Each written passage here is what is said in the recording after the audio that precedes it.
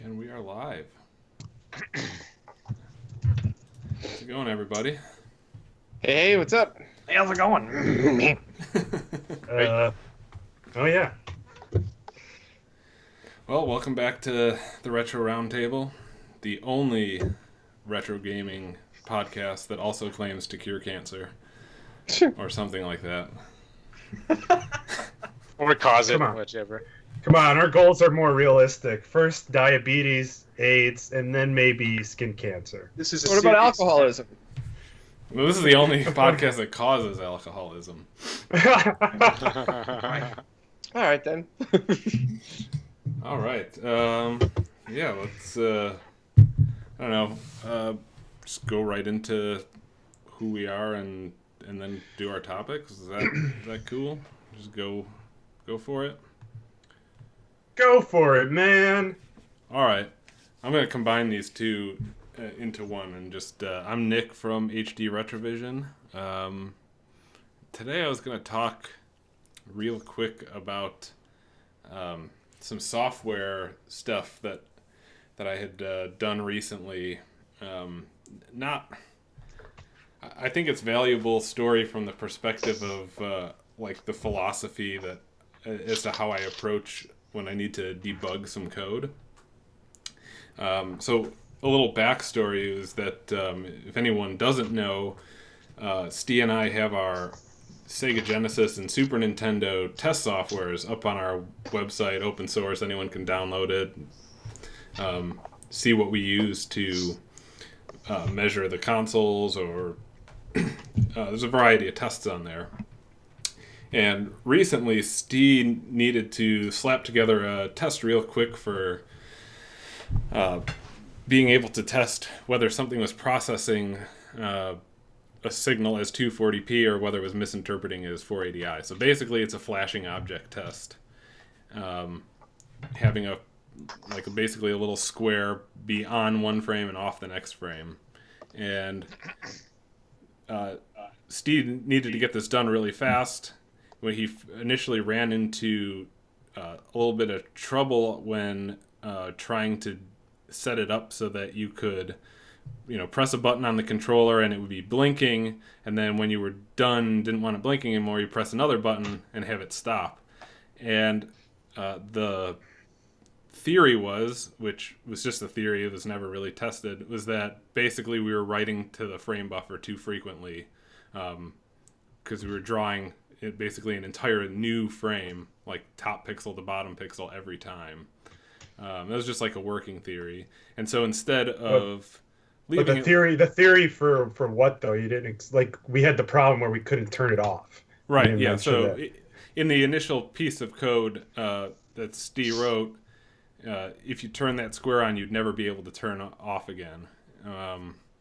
And so he ended up just making it so that you'd press a button, it would flash for 3 seconds, and then turn off by itself. So that was done and handed off for what we needed it for at the time, but he wanted me to go back and try to figure out what was going on and rewrite it so we could officially release the software with that in it and not have it be like this hacked together piece of code that we just did to get it done. And so what I think is valuable about the way I approach this is my first instinct was to try to break it again. It wasn't to solve the problem. So rather than look at Steve's code and try to fix it and make it work, I just started from scratch and wrote it how I thought I would write it and compile it at steps along the way and try to figure out where it broke. And eventually I got to the point for me where I had what I thought was a good piece of code. I ran it, exact same thing happened. So I'm like, okay, that theory sounds a lot more plausible to me now, the way I'm doing this. So instead, I took a step back and rewrote the code as to where I was only drawing and redrawing that square on the screen, not the entire screen every time. And that's kind of a pain in the ass to do. For if you're doing that square on top of a color bar. And I got it to work. It was working perfectly. We're like, wow, okay. But we weren't really satisfied with that. And so I wanted to break it again. I really wanted to understand, like, what in the Genesis is causing this to all of a sudden, like, where does it break? So the natural thing was to basically expand that square up until it took up the full screen and see at what point am I writing too much data where I lose the ability to have controller input. And I took that square to the full screen and it's still working. I'm like, what? This doesn't make any sense. Like, I'm rewriting the whole frame every time and now it's working. So I had to go back, kind of scrapped all that code, and it turns out me and Steve made the same stupid error where there's a flag that we set, and if you don't unset that flag after you draw the frame, you never get back your ability to make a keyboard interrupt. And we both made the same error, and it led us to both believing something totally untrue, which was that you couldn't overwrite every single pixel in your frame on a pass. And so I thought that was just an interesting story from the perspective of, like, not being satisfied with just having working code, but really wanting to understand what is causing it to break. And I think a good approach is always to try to break it and see where exactly something stops working. So that's my story for the week.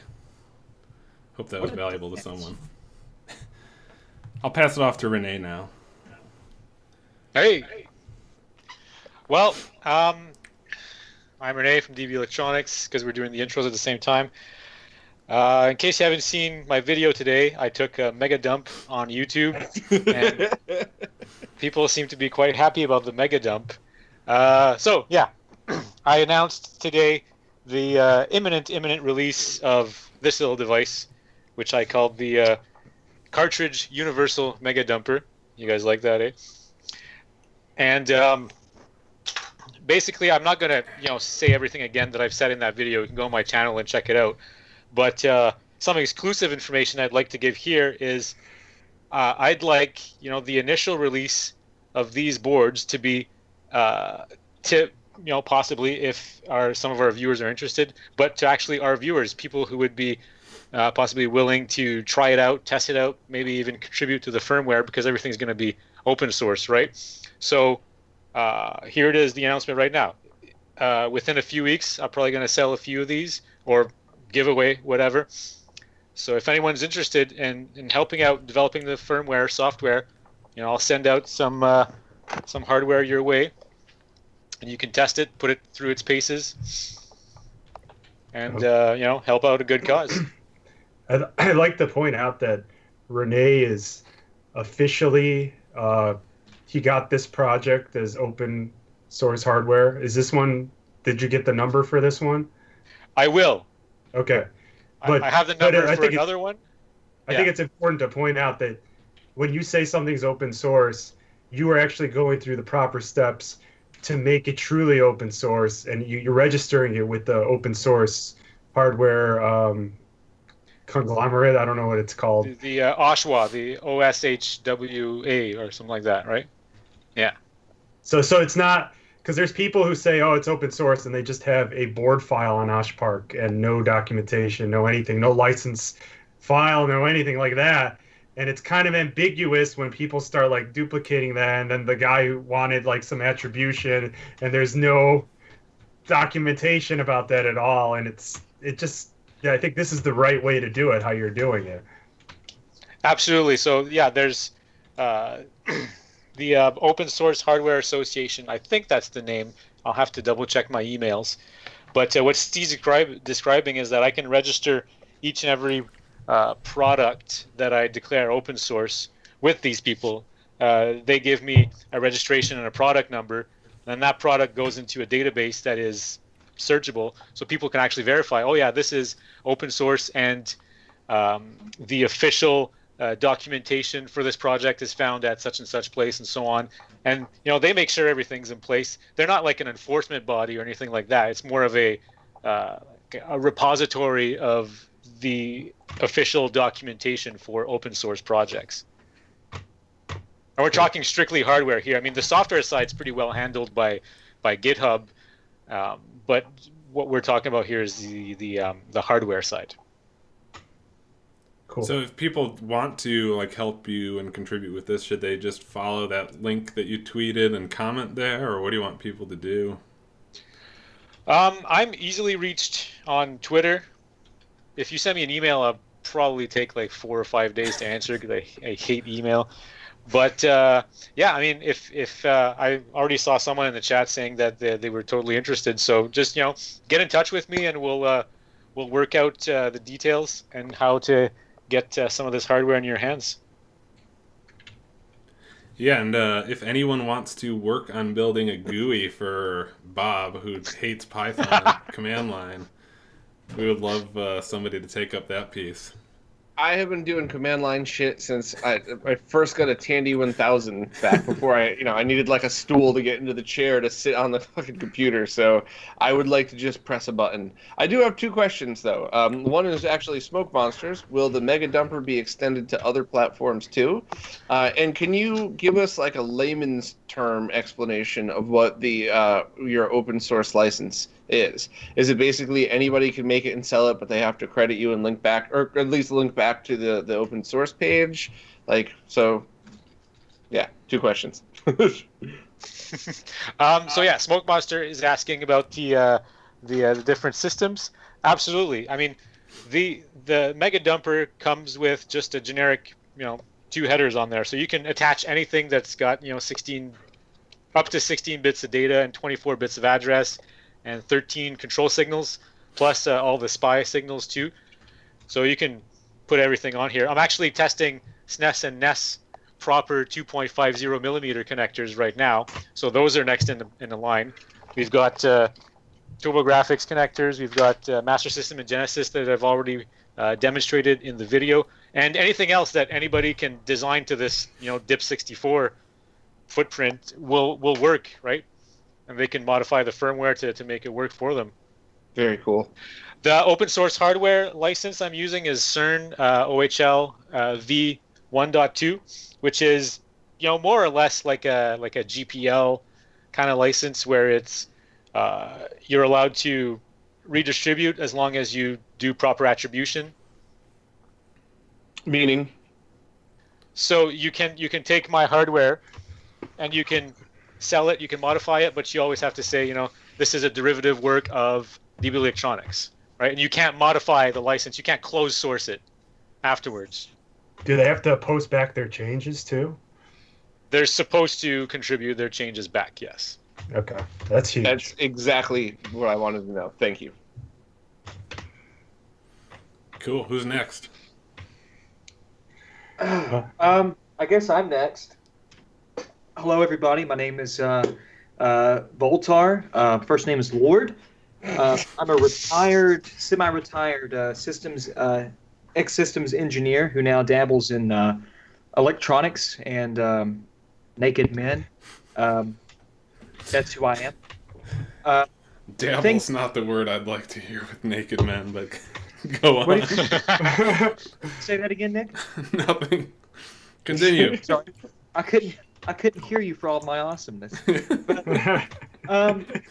you guys know I'm Voultar, and I do a lot of mod stuff. But at any rate, stuff I've been working on, updating inventory. Holy shit! I'll have very deep N64, SNES, and Duo inventory, as well as pre-modded systems, PS1s, and fully tricked out PCEngine duos. The larger projects have been at a standstill as I've been at the mercy of the winter elements. Neo Geo video stuff will pick up hopefully in the next week or so. But it's just the weather has kept me from completing the electrical work in my new facility. So the larger stuff I don't want to take a chance on. I want to wait so I have the proper facilities to finish that. But small projects, other than getting the inventory updated, have occupied me because I can do those. This little doodad right here is something that I designed about a year ago, actually. I was talking to Bob about it about a year ago. This little unit right here is a PCEngine interface unit RGB circuit. And this is specifically tailor-made for the interface unit. a lot of people want to, RGB mod their stock old first generation interface units, but really there isn't an ideal way of doing so. There are a couple of special considerations that must be made when driving video out of the damn thing, out of the little interface unit. So this little board does just that. And just to show you how easy this is. Oh, come to me, Daddy. No. Oh. If he falls out of that chair, I'm going to shit myself. So what you have here is, this is just a courtesy of Undammed. A very good friend of mine sent me some stuff he's had in storage that he was going to toss that was broken. So he sent me some good test units. But at any rate, this is an interface unit, part of one, right? Well, if we flip this little main board around, you get this little action right here. You get this. Let me see if I can set this here. Yeah, I think so. Yeah. So you have the. This is the expansion pin bus right here. This is the bus for the expansion slot. And if you notice this board, it has a small milled hole. Well, that's because if you look right here, this board will seamlessly fit over that. So it's a perfect, beautiful fit. And you have to be really careful. This thing is noisy as crap, so everything's been routed in a way that where sort of inductance coupling and capacitance coupling and all the nasty couplings is greatly mitigated. But other than this little jewel, something I'm actually really excited for. That's kind of a small project, but I guess kind of a big project too. I'm also working on a very cool project for the original Game Boy Advance. Now, this thing sort of already exists, and I looked at a lot of currently available options, but to be honest, none of them were none of them were really good. And I asked, me and Steve talked about this. I talked about this with a couple of other people, and just what's out there. I just couldn't find something that I really liked. So I got some data on the GBA, and Steve corrected a lot of my shitty maths and was a huge help with the actual circuit for this thing. The PCB for this little doodad is fairly layout intensive. It's layout critical somewhat, but I finished the layout, and now I'm in the process of writing firmware in assembly language for this. So everything's done but firmware. And I guess, should I really say what it is? Yeah, go for it. Should I? Okay, so what it is Spill the beans.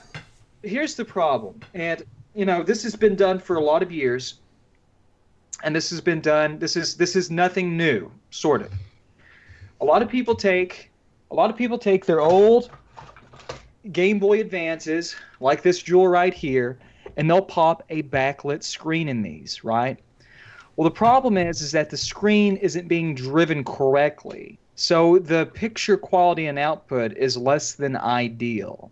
So what I've done, what I've come up with is an effective means to properly drive the backlit screen and integrate a little board into this, what I call the legacy hardware, that will allow you to properly do that, which will give you will give you a picture quality that is not just on par with an SP101, but could very well be even slightly better than that.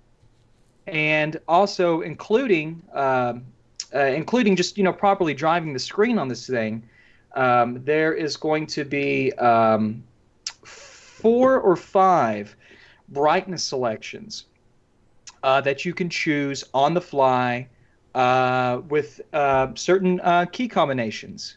You can change the brightness on 5 different levels.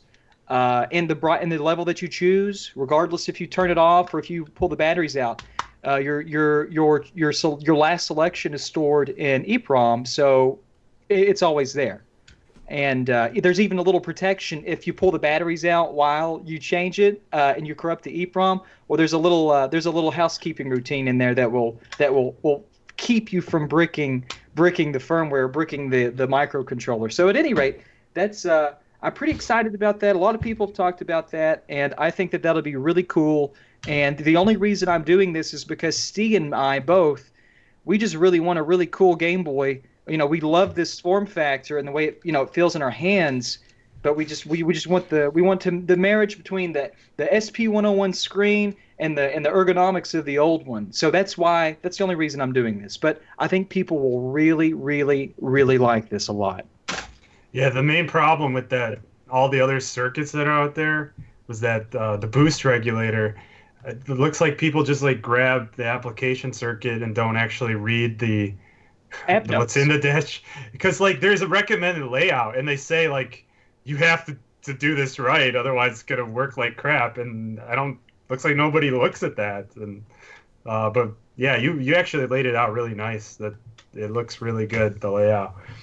So I do have a question though, because I know we talked about this offline, but I've seen people take the AGS 101 screens and put them in a regular GBA, and it looks exactly in every way like it did when it was still in the AGS 101. And Right. I've seen people take those Chinese, supposedly aftermarket, new old stock, whatever they are, but the brand new ones, and it always looks different. And it doesn't have to be side by side for me.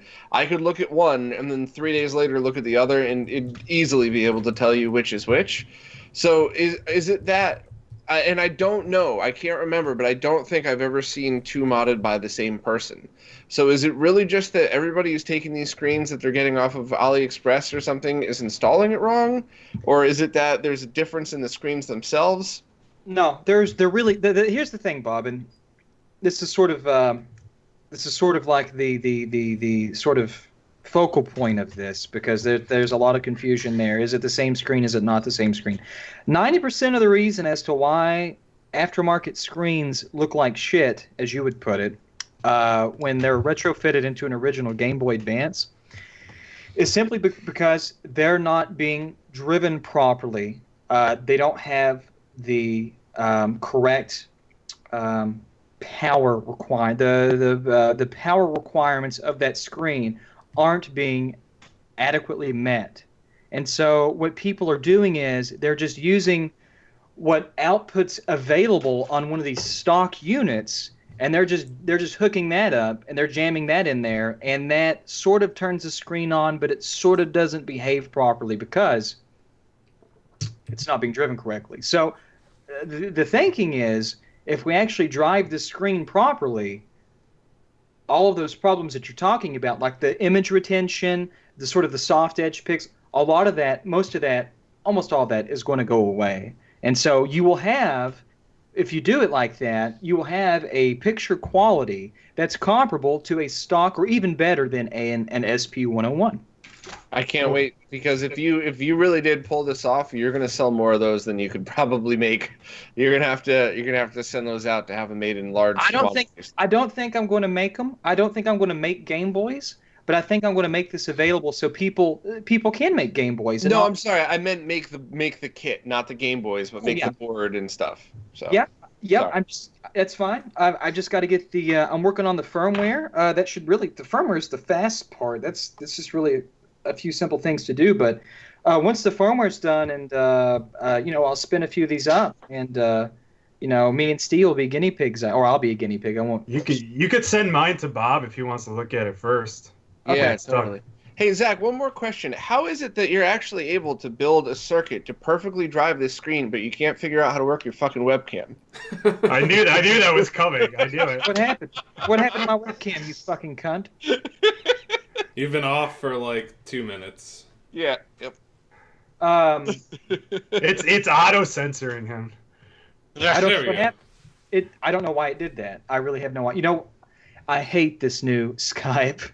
I hate this new Skype, man. That's why I sent you the old version. I know. I got to install it. But at any rate, two small projects. There they are. That's what I'm working on. AES stuff. It's definitely in the pipeline. I've got to get this shit out here finished so I can fully migrate my loins into the new building. Commodore stuff. I've got some other really cool big stuff. But right now, there's my update. Welcome to America. we're dealing with video games. We act like we're fucking curing cancer around here. What a cunt.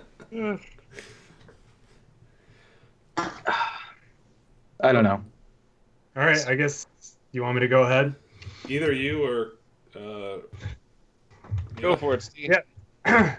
So, if anybody's been paying attention to what, well, first of all, I'm Steve from HD Retrovision. If anybody's been paying attention to what Team Retrovision has been doing, is we finally figured out the PlayStation stuff, and there's a really interesting blog post we made on what it took to get to this point. It's like almost like two years worth of work. But what I kind of want to talk about is the factory needs some way to test these guys because there's components inside and they got to access all the pins on this port. Instead of like gutting PlayStations for connectors and making like some sort of breakout, I made something custom for this type of solution. And so this is it's probably not going to focus, but it's upside down, isn't it?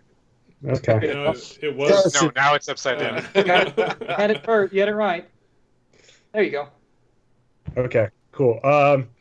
So this guy is something that will take this thing and then it goes in and it breaks out all the things. And there's these like little springy EMI fingers on here that kind of bend with the shell.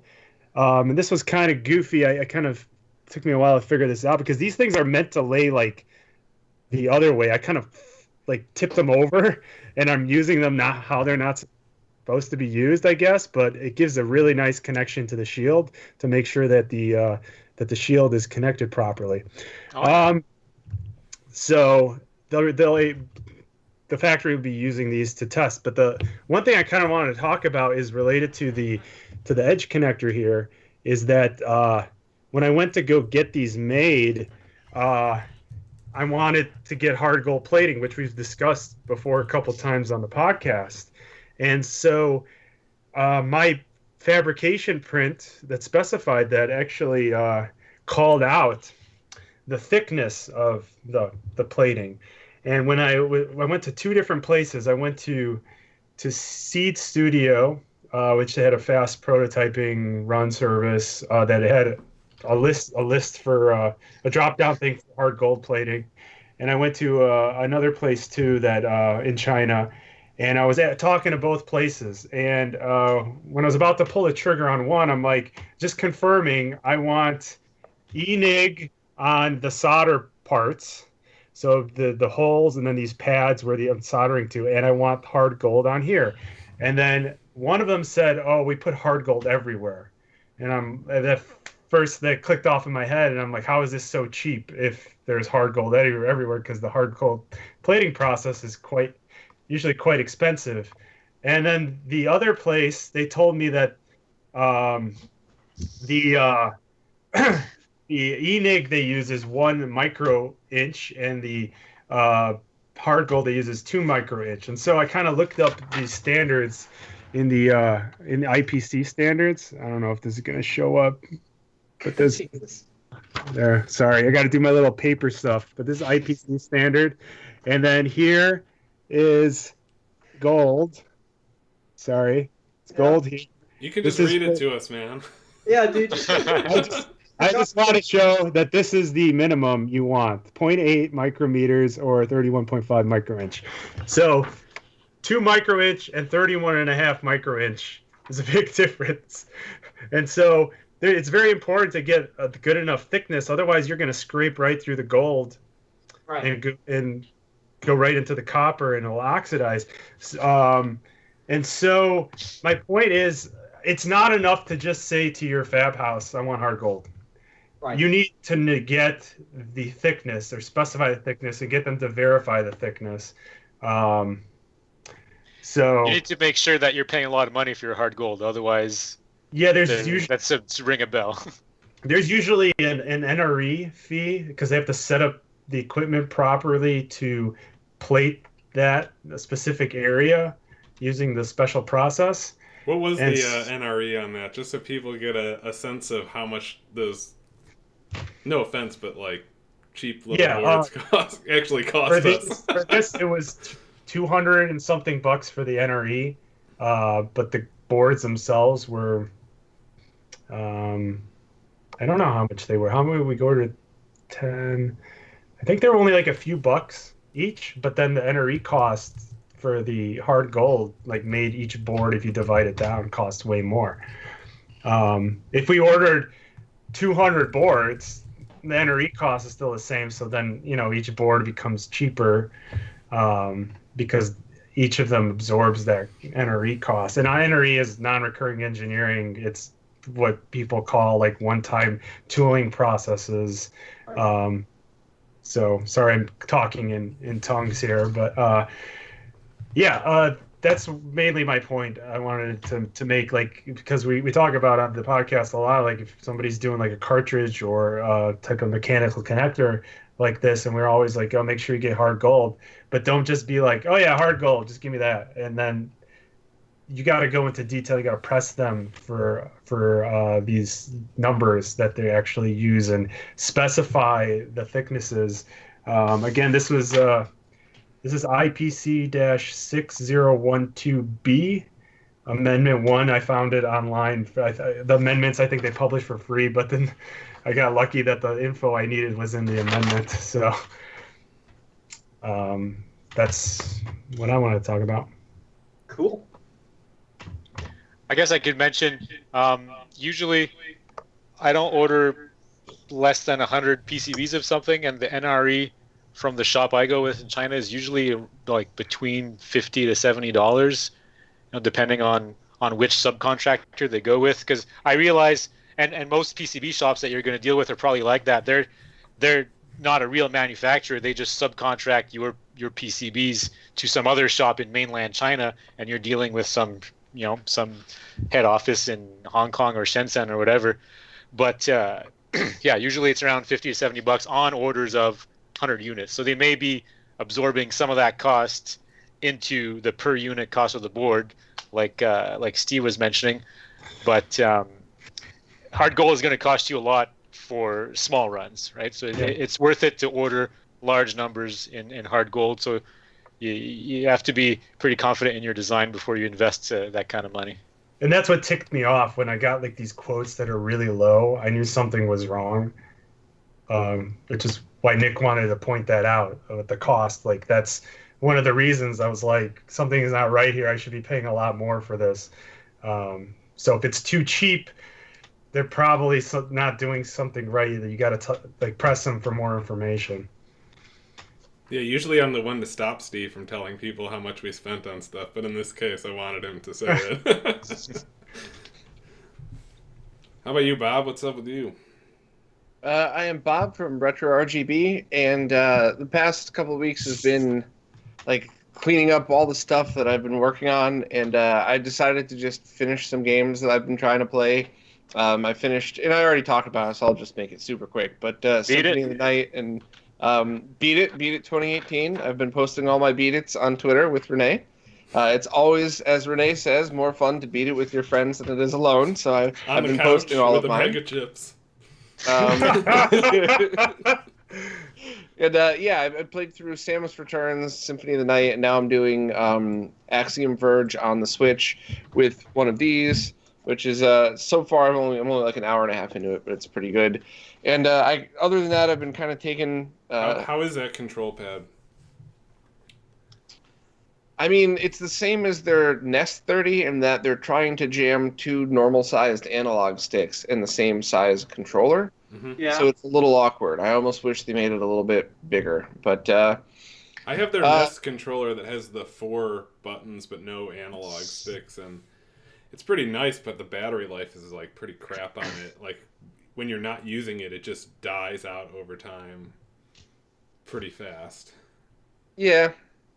And other than that, I've just been, I kind of took a little bit of a video game break for a short period just to try out more home theater-y stuff.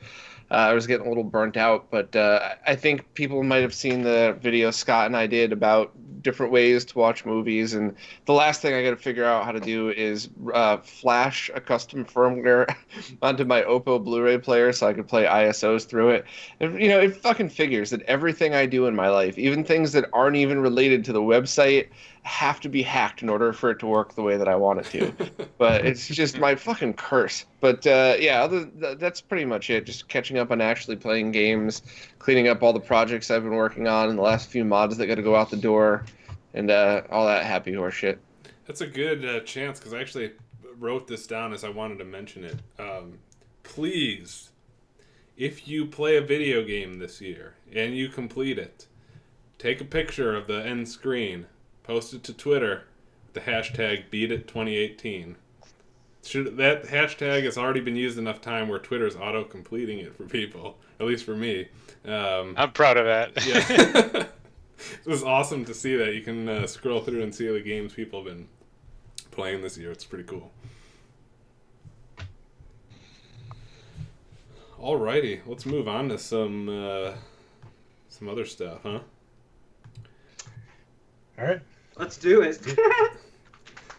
So, one of the group topics me and Steve wanted to talk about. Steve, do you want to give the intro to this, or should I? I don't know which one we're talking about. Brazil. Oh, last weekend sure. when we got Brazilians together. Oh. So I guess what happened was on Sunday, we got like 2 emails like 30 minutes apart from each other, where it's somebody posted, someone in Brazil who's a technician, a supposedly well-respected technician in Brazil, did a technical review of the Genesis component cable, used and showing live oscilloscope measurements, and saying, showing that a lot of things were wrong. And so we got a couple emails saying like, this got posted, will this extra voltage that he's measuring damage stuff? Another guy actually kind of, because when we forgot the first one, we're like, this is all in Portuguese. We don't know what's going on in this video. And then another guy responded to us, or emailed us, and he's kind of gave us like a translated summary of what was going on. I'm like, okay, now I could like actually like watch it and understand the context. And at that point, I didn't know what to do. I'm like, do we go out of our way to try to like address this stuff? At the minimum, I felt I was obligated to respond to the guy who took the time to do the translation for us. So I actually spent 2 to 3 hours analyzing the video and trying to disseminate what was causing the incorrect measurements, because these aren't adding up to everything I measured.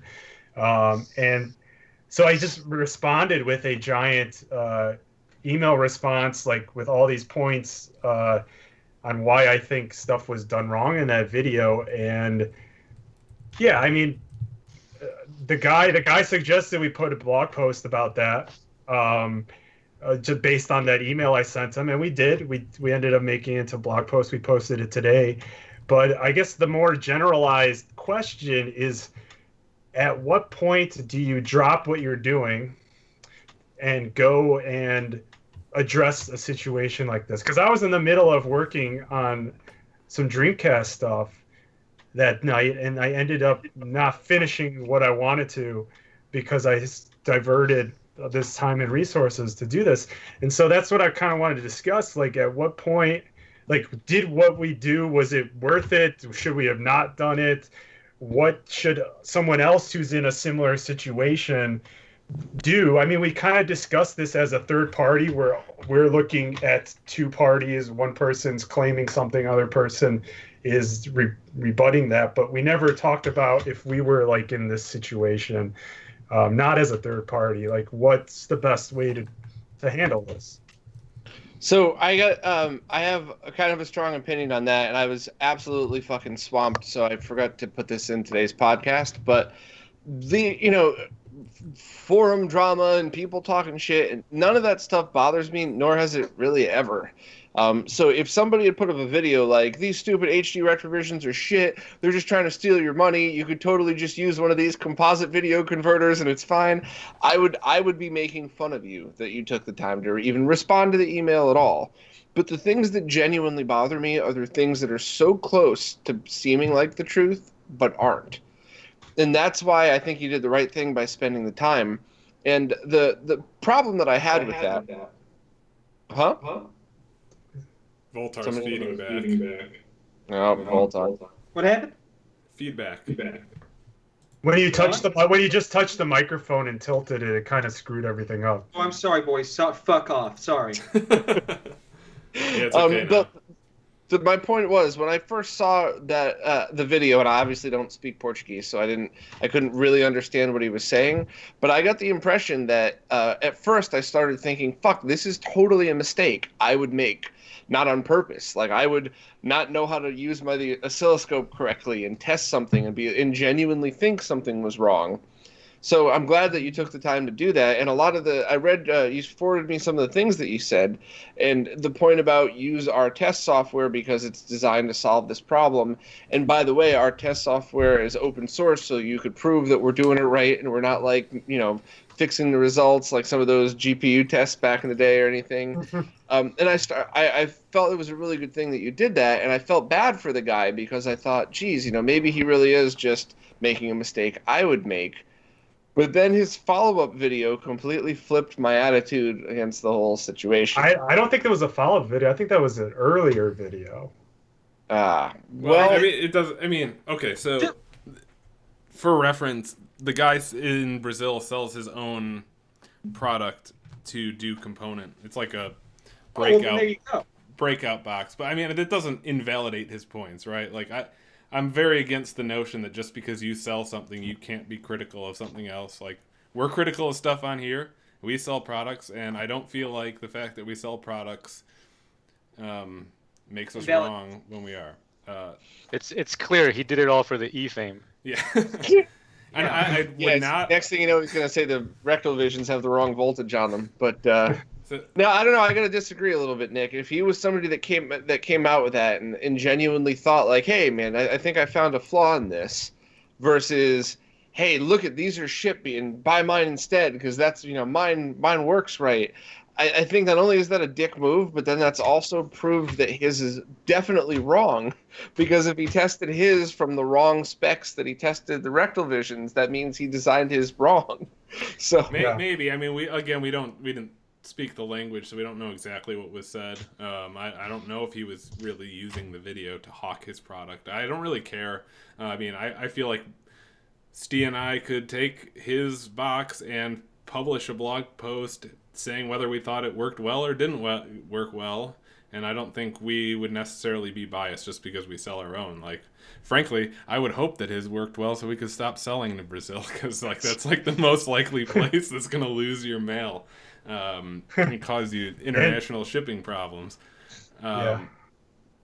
But anyway, but that's not you guys' style at all, though. That's kind of the other point. Is unless something was dangerous, unless something was lighting your house on fire, you guys would never go on and make a video about how tearing apart another product. Like, that's just not what you guys do. It's not even about that. I have a really simple rudimentary outlook on this. I think that Steve, the initial question that Steve asked to himself, and I guess to Nick too, was that should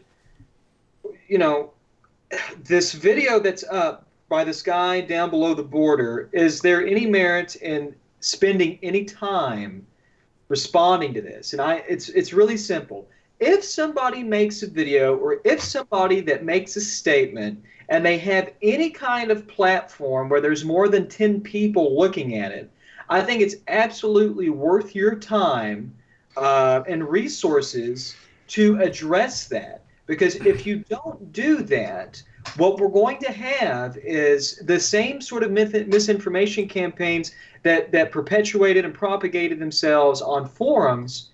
So, I mean, forums is a good example. I'm glad you bring that up. Like, what if somebody took a look at one of your boards and thought it was designed improperly, and they posted about it on a forum? Are you going to respond to every time that happens on a forum or not? I'm not sure. Like, I'm not using this to be critical of forums necessarily. Even I'm just curious at what point do you say, all right, I cannot constantly divert my attention to these things. I don't know, Nick. I mean, there's a little some anecdotal stuff in there. I mean, I don't know what the frequency of that is. That's never personally happened to me where I've had to go and defend shit like that. But what I'm saying is if it's a forum or if it's regardless, if it's somebody that has, I guess, quote unquote, clout in whatever body that they hang out in, whether it be on YouTube, whether it be in a forum, and they say a lot of things that just simply aren't true. Not even that they're subjectively questionable, they are objectively not true. Their 5 or 10 person audience can quickly turn into a movement, and what happens is you have that's how all this fucking forum legend stuff has happened over these forums where you have to bow down to these RGB gods and over things that are just erroneous and untrue. YouTube will be it's just a different medium, but it's the same problem. If you don't, if somebody makes a video that's just displacing the data that's just displacing data and conflating realities in your products that you sell, and you need to address that shit. If it's one person making a Facebook comment, of course not. But if it's somebody who has a YouTube channel who has designated himself as some sort of authority on whatever matter, enough to the point to where he can make these videos and he has people watching them, yeah, I think you need to, because if you don't, you're gonna be fighting a shitty battle with people. Your point is, like, if you leave it untouched now, you're gonna deal with it. It's going to come back worse later. Well, it's going to snowball. I it's agree. Going to snowball. And I mean, I hate thinking of, like, I hate evaluating people by the number of subscribers they have, right? But you almost have to as like a filtering mechanism. Like, if someone's got 2 subscribers on YouTube and they, were to post this video, I mean, it doesn't mean they're wrong, but, like, it's probably not worth our time to invest in that. There's another good point that I saw fly by in the chat, was just like, if you can tell that somebody is making this effort in good faith to analyze, even critically, then it's probably worth considering responding. How you make that judgment is probably another question, but I think I agree with that. And we don't speak Portuguese, so we couldn't tell if this guy's had made a good faith effort to just do an analysis of the cables, or if it was all just like kind of a show to say why his products are better. No clue, but I think we approached it as if it was just we gave him the benefit of the doubt. Yeah, right. But René, do you have any thoughts on this? Has anyone ever gone after one of your products even? No. Well, yeah, of course. What do you guys? How Where? could you say no? Your 3.3 volt thing got fucking.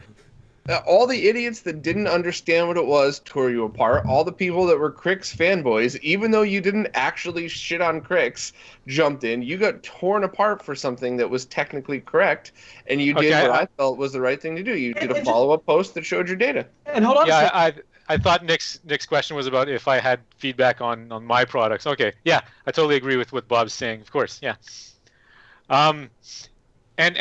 And I've seen this go by in the chat too. Some people are saying, well, you can't, unbiasedly review a product if you sell a competing product. I think that's bullshit, right? I mean, you can be critical of other people's work, even if you do something similar, right? In the case of my 3.3 volt interfacing article, I don't do anything remotely similar to EverDrives. I still thought it was necessary to expose that, and I mean.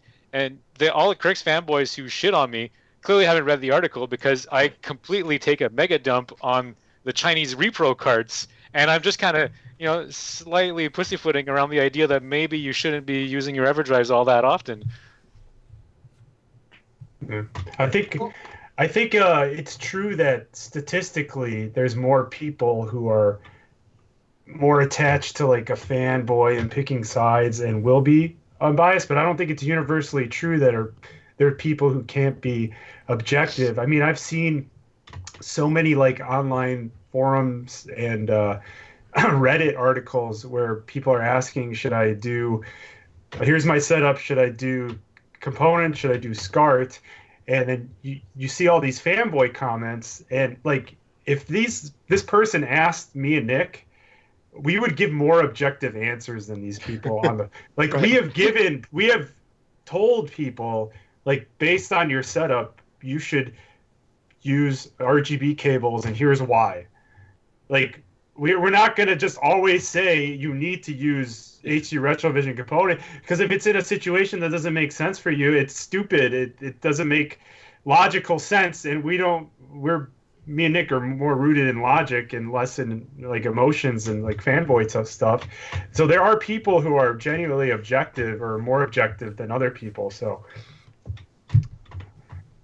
but I think regarding this follow-up blog post, like after it was published and I like looked at it again, I thought it was worth the time, because there's actually a lot of like good information in there on like how to properly measure something on a scope, why you need to use a certain test pattern. The Genesis can't generate a certain test pattern too, like all that's in there. There's a lot of just good general technical information. It kind of like highlights that we know what we're doing and we know what we're talking about. So it's a good piece of info. I think anytime you could tear apart your own work and then post the data, I mean, as long as it's not the focus of what you're doing all the time, I think it's healthy. I think you end up walking away with more of a confident look at what you've done, and you get to politely say, like, see, guys, this is what I did. Like, you know, I was a fan of that response, and I'm glad you took the time to do it. Yeah, I think the most valuable part of that whole response, too, is because the first thing when we got the email that flagged in my mind, and I popped open the YouTube video and I was looking at the test pattern. I mean, I didn't stare at the pattern and do any analysis to say, oh, that doesn't look right. I was just like wondering to myself where this guy got that pattern and how we're even supposed to know that it's displaying the right thing. I mean, that's the first thing that comes into my mind. Like, I have no idea that is true white or not true white or 75%. And so I think being able to explain again the reason why we develop our own test software is super valuable. It's because of little quirks like that, of knowing if I'm going to go measure my own test software coming off this console, I'm going to take into account the fact that when I'm measuring 75% color bars, it's really 71% color bars. That's an important thing to know. A lot of people back in the Kickstarter days told us that we had wasted our time developing that software because Artemio's 240p test suite already exists. And I mean, we obviously have nothing bad to say about Artemio. We worship him as our Lord and Savior. But hell yes. We wouldn't know something like that if we hadn't gone and just done it ourselves and build something to the specifications that we wanted, so we knew exactly how to use it. Actually, a fun note, I'm pretty sure when I first made the first build of that software, I wanted that specific pattern, and I don't think that pattern was in Artemio's test software at that time. And it was added, or something similar was added eventually. But just these vertical bars as described in the CEA spec that describes component video for consumer electronics, that specific pattern, I don't think was in there at that time. Cool. Okay. The other thing thought we could talk about tonight was the RetroBit stuff. That was kind of interesting. Can you give a summary on what the scoop is? Yeah, so I guess, I don't know how long ago it was, but the company RetroBit announced that they were partnering up with Sega, and they're going to start doing official products for Sega Genesis, Saturn, and Dreamcast. I think that's all they've kind of announced. And that they were going to unveil some of this stuff at CES. And so they did so last week. So there's quite a suite of products ranging from things that I think they already sold and are just now in fancy Sega packaging, which is cool. Don't get me wrong. I wish we had fancy Sega packaging. Although I don't envy them having to pay Sega whatever royalty they're paying them for that. But they do have really nice boxes for their cables that they were already selling, to completely brand new stuff, including some Bluetooth controllers. But one of the products I thought was most interesting, or several products, they're doing S-Video cables now. I'm curious. I was hoping you'd start with that one. So that's the only one worth talking about. So first of all, Magical S-Video cable. yeah, so we can get into two questions. Like, they released an S-Video cable for the Dreamcast 2, which already could do that. And they also released the S-Video for the Genesis, which does not do that natively. So there's a kind of outstanding question, which me and multiple people have asked them about on Twitter, and they've not responded to, like, what's going on here. So I'm kind of curious as to people's thoughts as to what might be going on. And then just in general, why are we developing new S-Video cables in an area where S-Video Where nothing has S-Video. Yeah. I mean, Well, I think, yeah, go ahead. who was talking? I'm sorry. Did I interrupt? No, you Go ahead. All right. So I think there's only three things that they could be doing, right? This could just be a recycle of what we've seen in the past with at least Super Nintendo cables, right? Where Chroma and Luma are actually being both fed composite video. That's one possibility. The second possibility is, I know it's just a stock image. It's not necessarily reflective of their product, but I don't see any sort of breakout box or anything in their cable where they could have maybe an encoder where they're shitting out S-Video and they're encoding S-Video in the cable via RGB. Now the third, and what I think they're probably doing, is they're probably using what would make the most sense, at least as far as like cost and things, is they're probably using something like a notch filter and some other stuff to set the bandwidth cutoff so they can extrapolate the Luma data and sort of separate the Chroma data. And from taking both of those from composite video in kind of a really shitty, simple, cheap way. And maybe that's how they're extrapolating both of those to make S-Video. But those are the only three things I can think about. Or it's just fake. They just made that without realizing that the Genesis can't natively do S-Video, which wouldn't surprise me one bit. So they just had the box. They just designed the box and then like a concept art of what the cable might look at, and then they'll realize later that, oh crap, we can't do this. Right. Yeah, I did find it kind of suspicious that they had this case at CES, and only about half the products were out of their box. Like, the controllers were out of their box. It didn't seem like any of the cabling was, that I noticed. I think the Dreamcast VGA box was out of the box. Yeah, that's another interesting thing that I'm kind of interested. But I agree with Zach that the most likely is, the most likely and a little bit more specific is, I think they're probably doing a low pass filter on the Luma and a high pass filter on the Chroma, because that's the simplest way to do something like that, even though it's not technically correct. Well, that's low pass and high pass filter on the composite to get the Chroma and Luma. Low pass on the composite to get Luma, high pass on the composite to get your Chroma, even though those... And it doesn't make sense because anything that has composite is going to do a much better job of the separation than doing that was my next question, was like, your TV has to do that anyway, so... Is there any way you could design something in line in a cable that would separate, just do a frequency separation better than what your TV has? You need that good comb filter. Very difficult to do that. Very difficult to do that because if you're going to do it using linear filters, you need higher order filters to get sharper cutoffs. Filters, yep.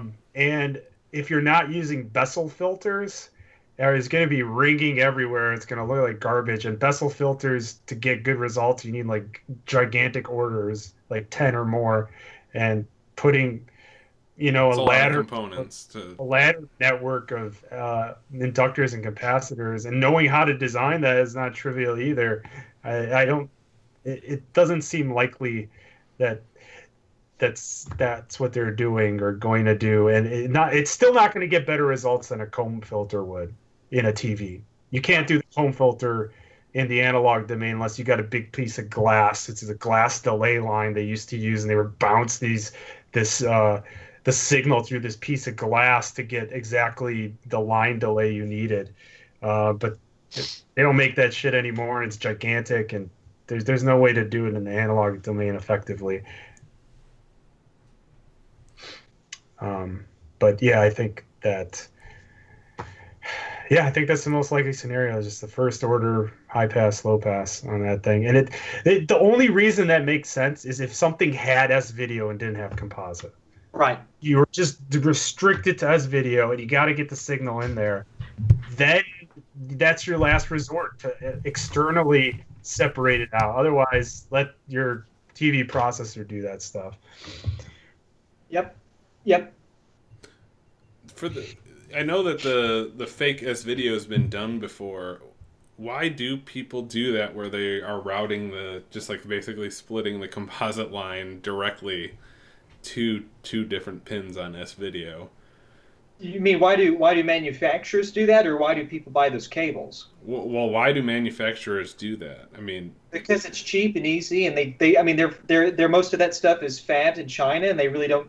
Back in the late mid millenniums, when that really started to, you saw a lot of that. I don't think they really even cared, because I think that they thought whoever's buying these cheap cables, so they're not buying them from us because of their quality. They're just wanting something to work, and we'll just put that it does S-Video, and we'll just feed CVBS to both the chroma and the luma pins, and we'll let the comb and notch filtering of their TVs take care of it, and they'll never know the difference. I'm sure that's what the thinking was. I think you're right. I think a lot of people are, they ask some third party people like forums or whatever, hey, what should I get? Oh, you need an S-Video cable. I'm like, okay, I'll get an S-Video cable. And they get it and they plug it in. I'm like, great, I'm playing, great, no problem. Right. And they don't know any better. The experts told them to get an S-Video cable. That's all they needed, so they got one.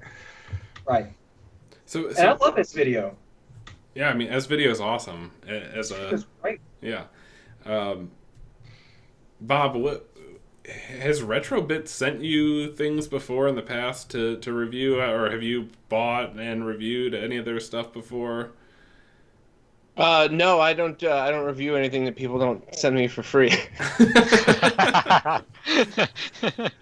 No, in all honesty, I have no relationship with them, and I haven't been impressed with really anything they did.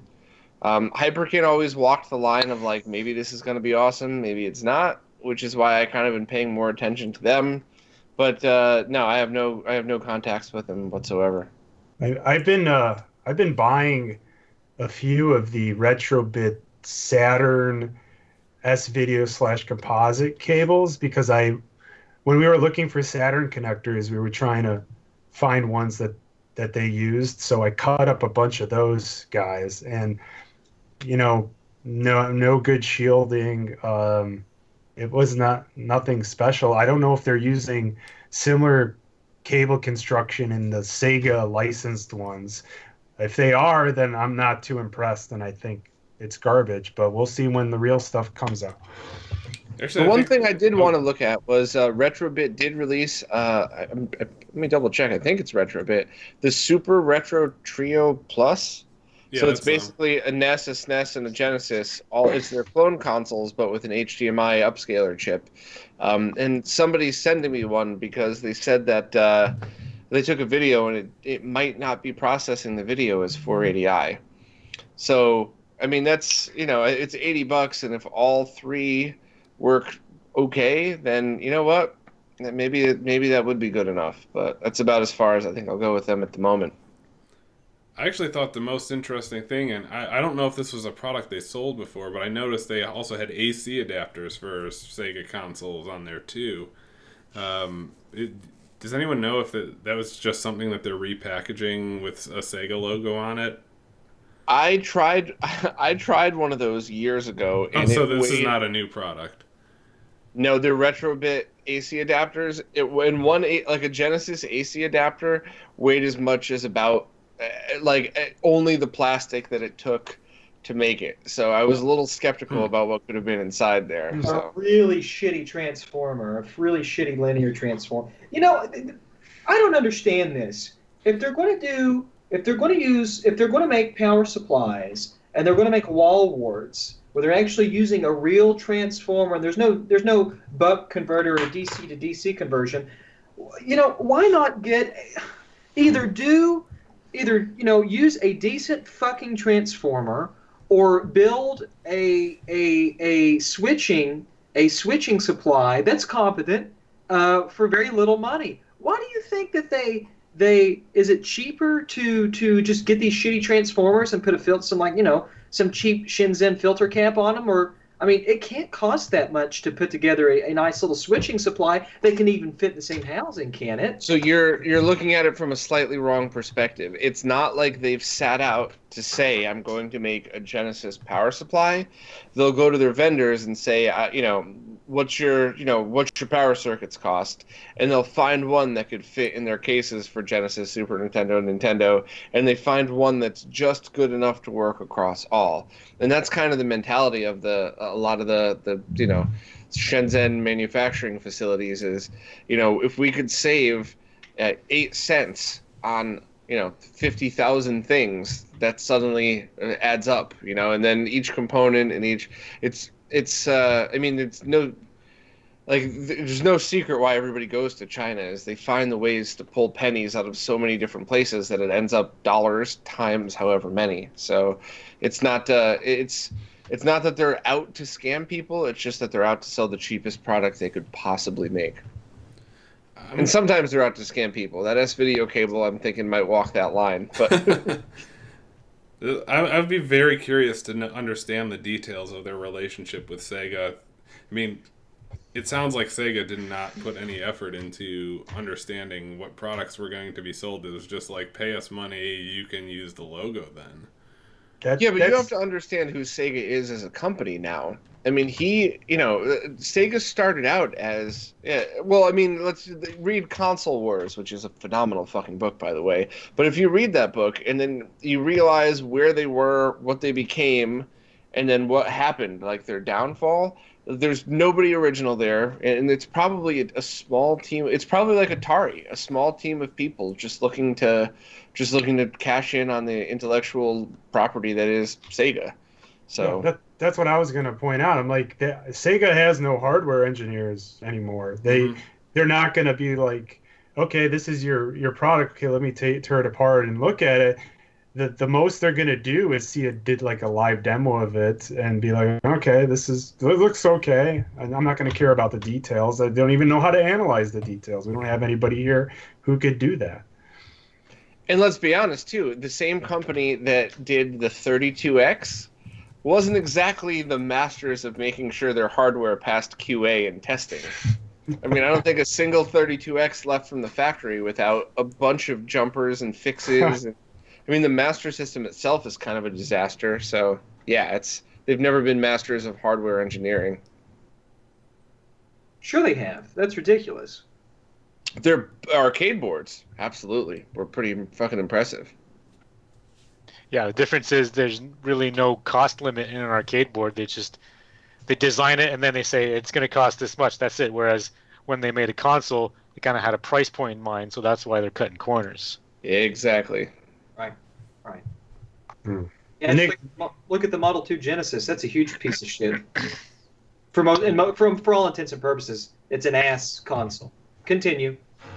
Oh yeah, Nick mentioned the Dreamcast VGA, and I think he said he wanted to talk about that too. Jesus, Nick, you're monopolizing your time. I mean, I think it's, again, it's, to me, it's like the S-Video case. Why do that now? I don't understand what the purpose is. I mean, TVs don't have VGA jacks on them anymore. I just don't understand what the approach is, I suppose. I mean, they wouldn't do it unless they had some sort of data. Do you think? I don't know. It's very interesting. You know what I think it is? I think it's somebody. I think it's a couple of people who have they've studied this market without really understanding this market. I think that they see that people are doing these people are spending a lot of money to maintain these systems so that they can continue to support sort of legacy interfaces, whether that be RGB shart or component. As far as I'm concerned, is it's starting to transcend into a legacy interface. So I think maybe what they're thinking about is, well, since people are so into this old shit, maybe there's a market we can still penetrate that's always existed. It's just been forgotten, with composite cables and with S-Video cables.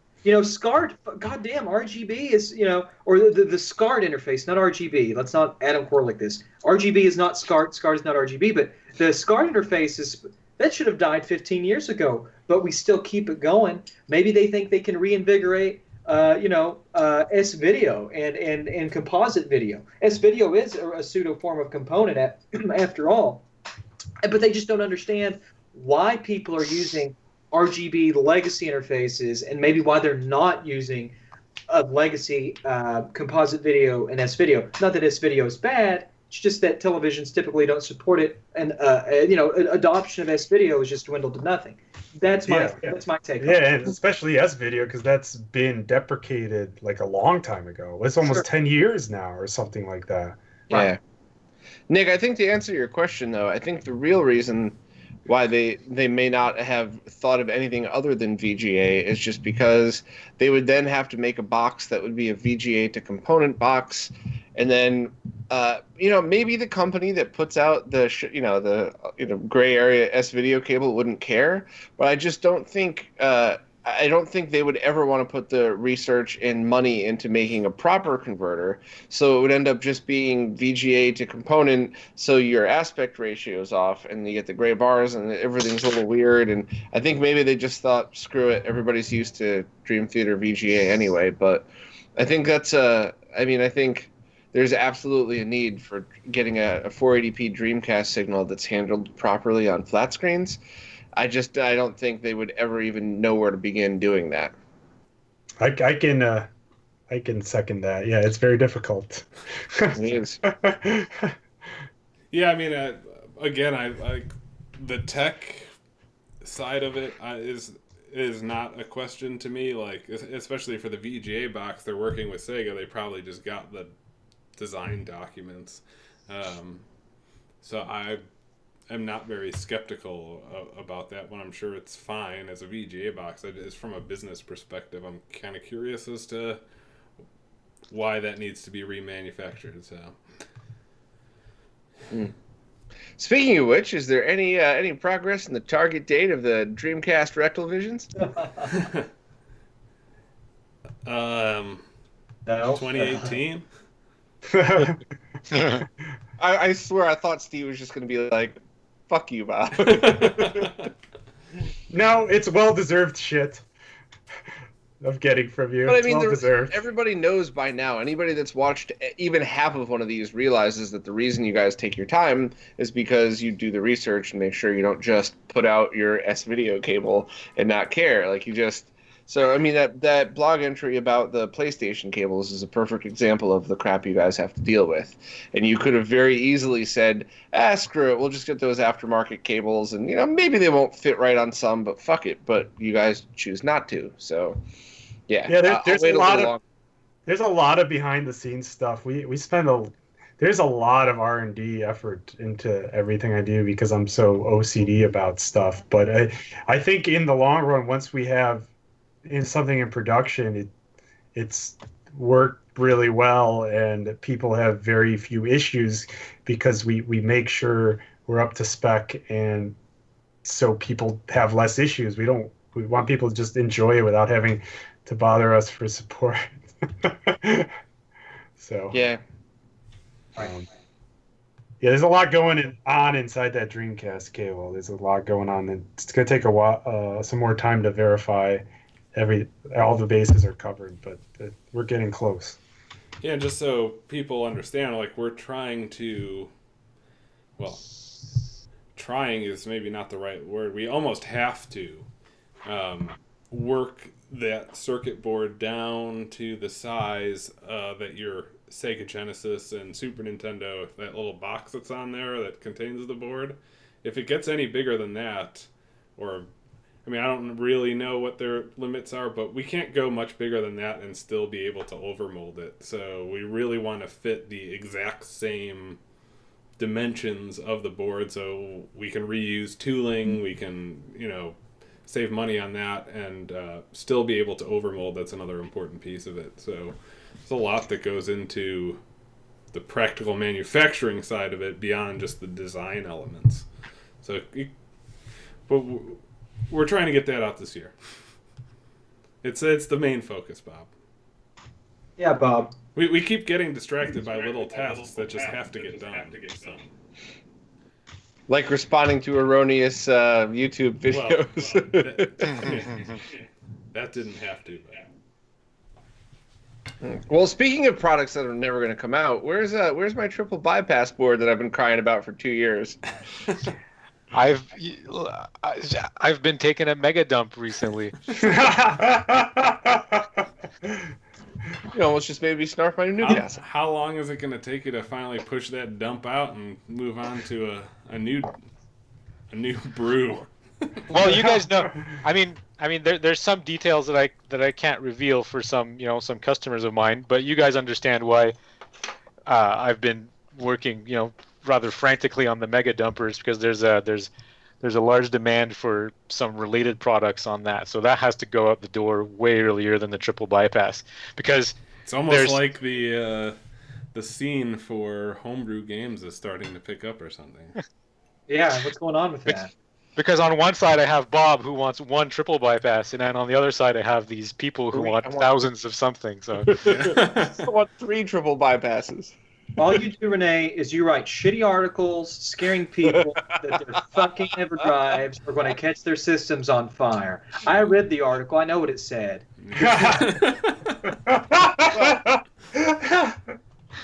While you've been right to choose your priorities, I still think that triple bypass board is going to solve so many people's issues.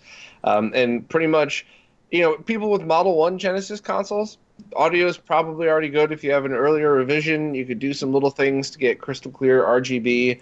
But Genesis 2, forget it. Genesis 3, I think, outputs great RGB for the most part. There's still some jail bars, but it's mono audio. So screw it. Let's just do it all. So I think, and I still have that CDX. We're going to figure out what the fuck's wrong with that one that your board's going into. So yeah, as much as I do love to bust your balls, I understand why there's a delay, but that's a problem a board that's going to solve a lot of problems. Bob, if the shit's going in there, why did you send me the goddamn CDX? Well, you're going to do a video about why it doesn't output RGB. No, you're going to fix it for me so I can put it and I can sell it on eBay. Don't lie, Bob. Okay, so anyways, I've got some things to say. René is doing the triple bypass. I'm still working on the Sega Mega Video, which is sort of similar, a little different. But I wanted to talk about something for about 2 seconds here that I think is kind of important. And this has to deal with Ace. Now, Ace is a person who knows a lot about Sega stuff. Ace is a person who designed a very nice audio fix mod for the Model 2 Genesis that sound like complete garbage. What's remarkable to me, other than René's most recent efforts, is that Ace and this Villahead guy, I can't say the other guy's name. It starts with a V. I think it's Villahead, whatever.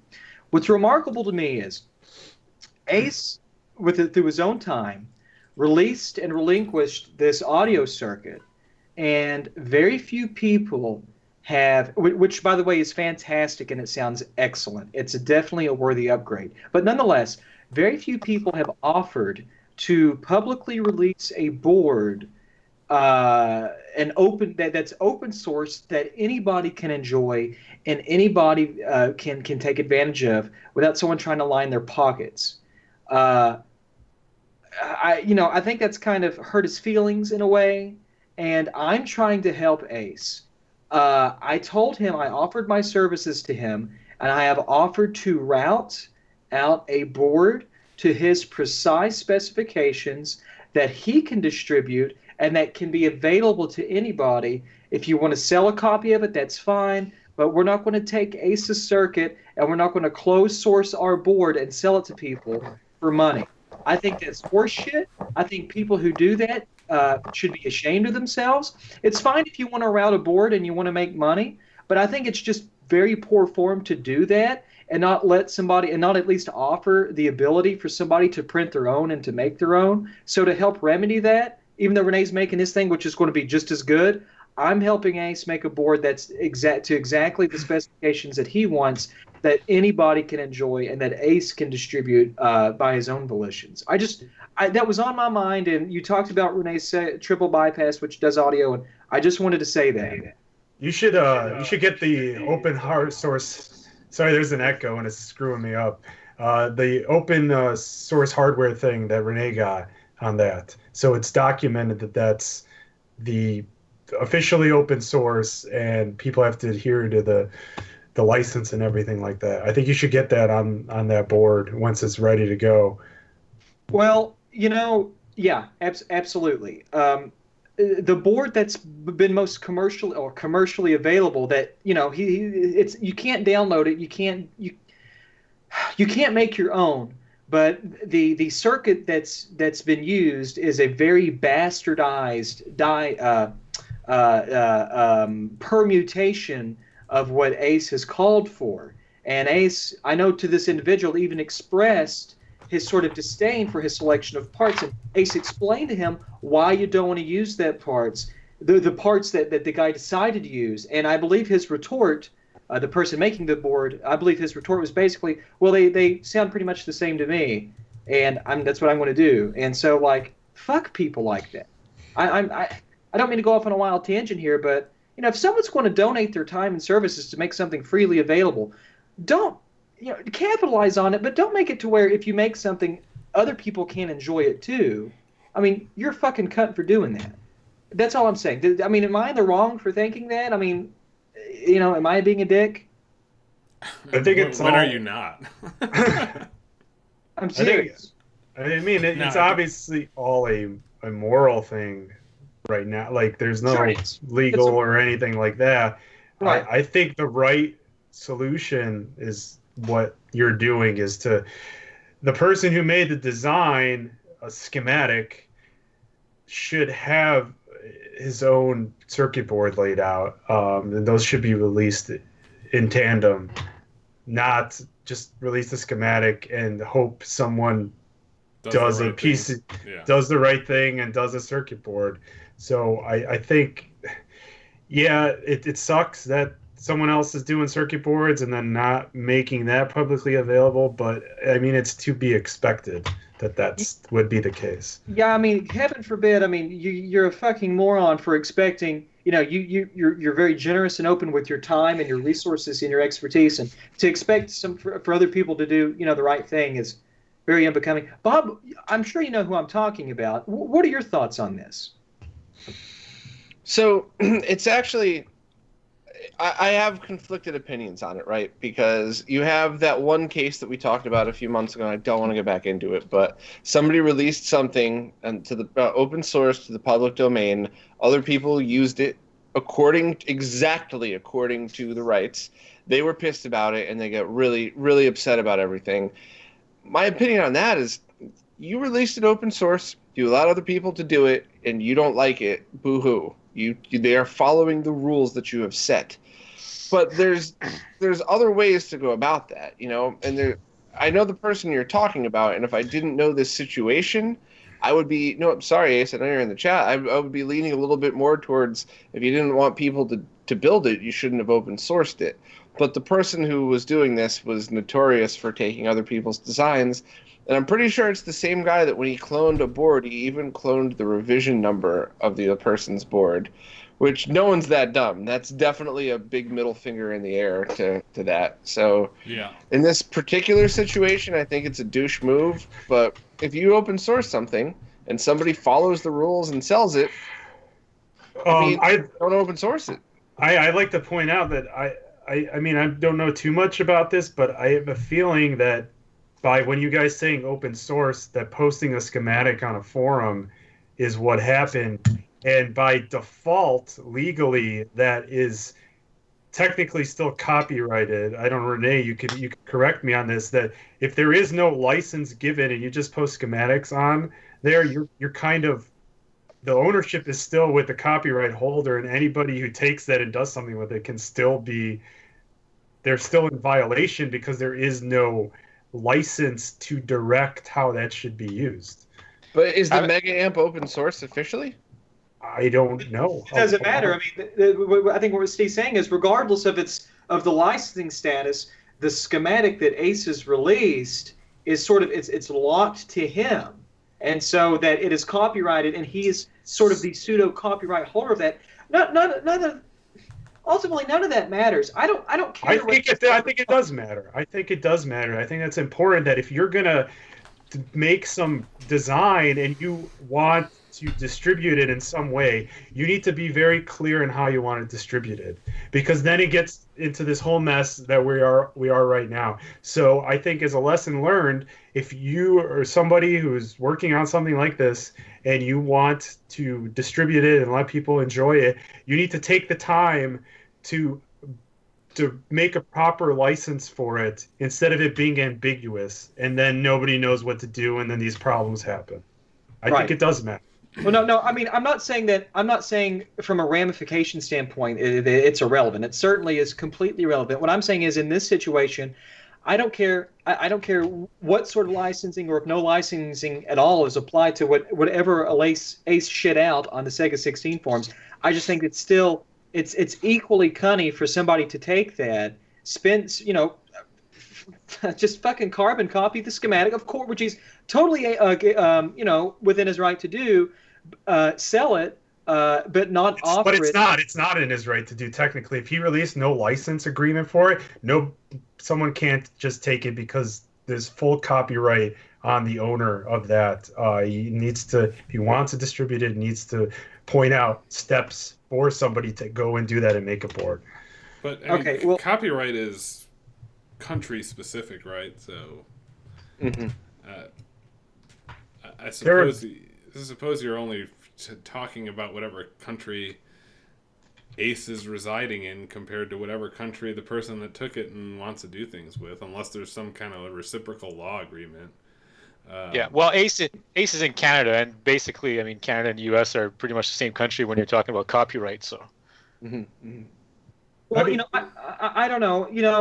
I don't mean to go off on a spill about it any longer. The point is that I felt like Ace was kind of taken advantage of by some enterprising cunts over the years, and I'm just trying to do something to help him. So maybe he can, have some say in what he wants as far as this audio circuit that he's designed and developed for the Genesis. So it's just really to kind of help him, because evidently the community's not done much to. A lot of people enjoy this, but nobody seems to help them. I think that's the right way to do it. Is to what you're doing is the right way to do it. But I mean, I gotta just play devil's advocate here. And does Ace sell these boards right now? No, I'm not gonna spend $5 less to get the clone. Fuck you. I'm gonna go to the guy that designed it, that deserves the money. But if there's no choice, it's not like the community is turning their back on Ace. There's no choice. So what you're doing of making a good revision of it and letting him sell it, that's the perfect solution then. I don't think you quite understand. I don't think you. I'm not. Maybe not. I just don't think you're. I don't think you're understanding what I'm saying. Whether or not Ace has fabbed up his own board and he sells it or not is irrelevant. The point is Ace. I don't think. I'm not going to say he doesn't have the expertise, but I don't think Ace really knows how to route that board, or maybe even how to make a PCB. Maybe he's just really good with electronics, but he's not good with physical, tangible design. What's unfortunate is that he was able to make a really nice sound circuit, offer it for everybody to use, and to do whatever with. Yet nobody said, "Hey, Ace really made this. Ace did a really great job, and he really made a wonderful contribution. I'm going to make his sound circuit, and I'm going to release it so everybody can enjoy it, because it's equally the right thing to do as he released this for everybody." So I'm not saying that people are dicks because they're selling it. I'm saying that it's just unfortunate that this thing's existed for several years, and no one's said, "Hey, maybe Ace is having trouble making his own board. Let's see if we can't, make something so the whole community can enjoy this," rather than some enterprising person who's a modder, fab up a board and not let anyone else freely print it and make it themselves, but they sell it. I think that's cunty. I think that's incredibly fucking douchebaggery. It is, but it's not clear. Yeah. So that's why if your intentions are that, you need to make it clear via a license agreement that's how you want this to proceed. Just throwing it up in the air is not the best thing to do. So that's why I think what you're doing right now is the right solution to repair this. I guess to me this is really this is a matter of common sense. I mean, is it not common sense to assume that if someone's going to do something like that, if someone's going to make that kind of contribution, you're going to have other people who are going to take advantage of this information, but also in a very reciprocal way make a contribution by letting other people enjoy your efforts too? No, that's not reasonable to assume at all.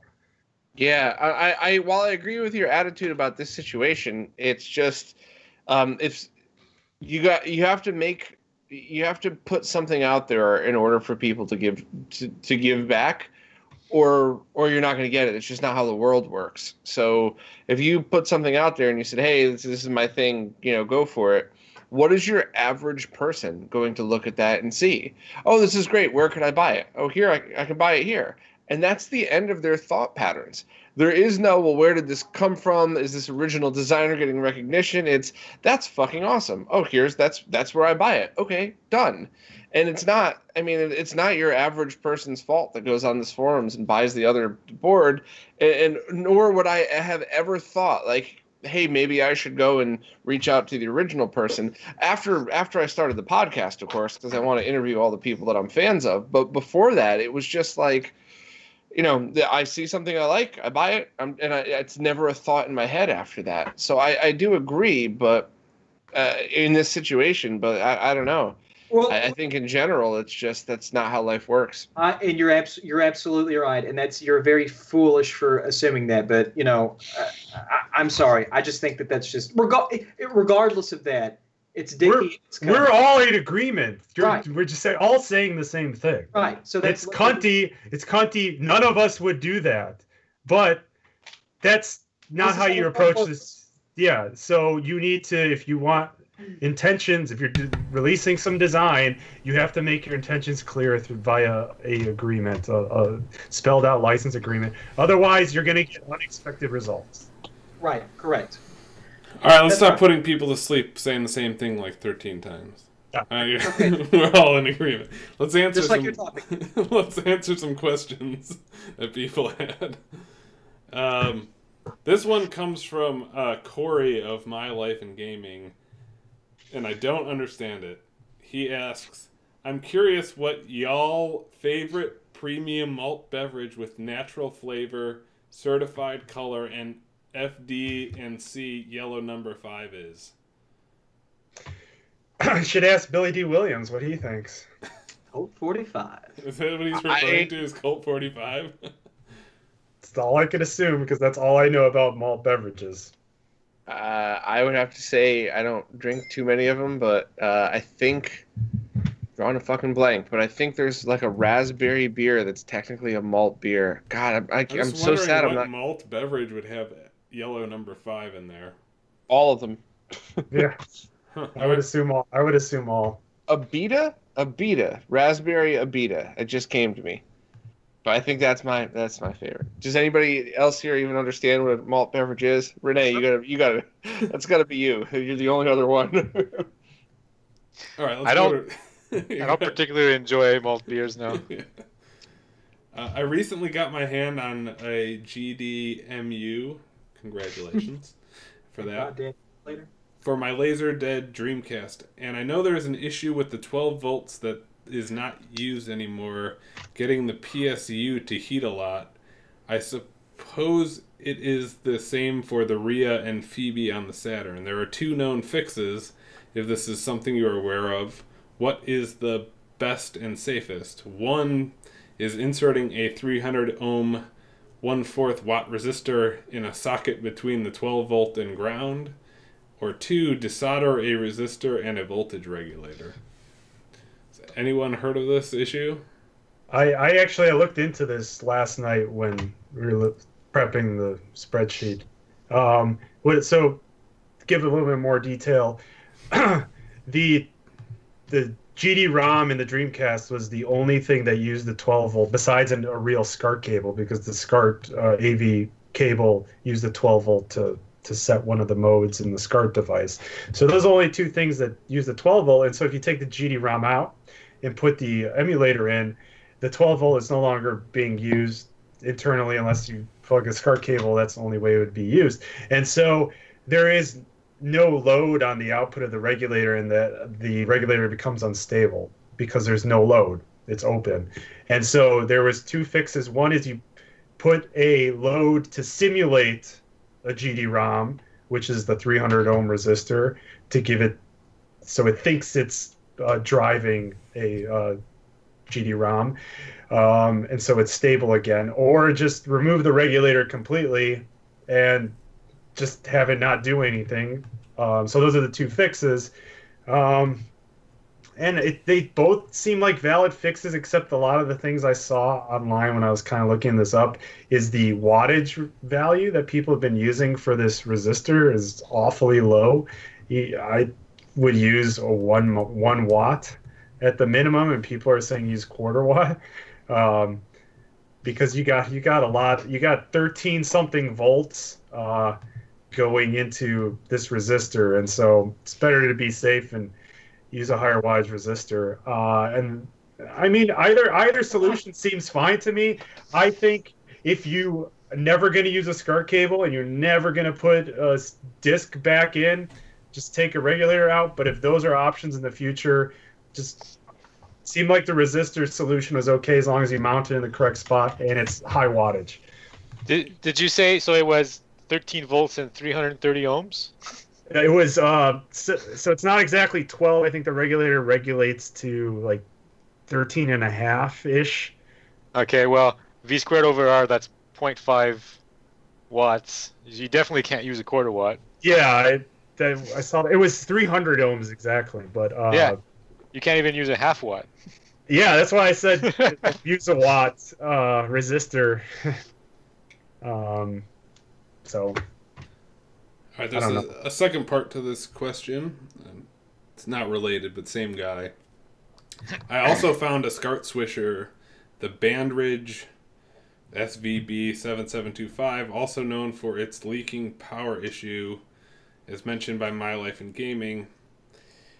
As I don't see any LED that power on from the console plugged in, when I turn on a console, do you think it's still better to do the mod and cut the trace on the board? You trace from the board. Yeah, you could probably just there's a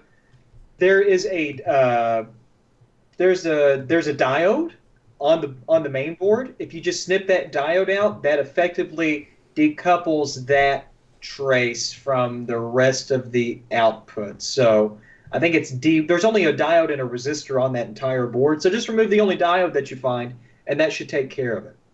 Actually, Zach, I think the proper mod to do to that is to throw it in the fucking garbage.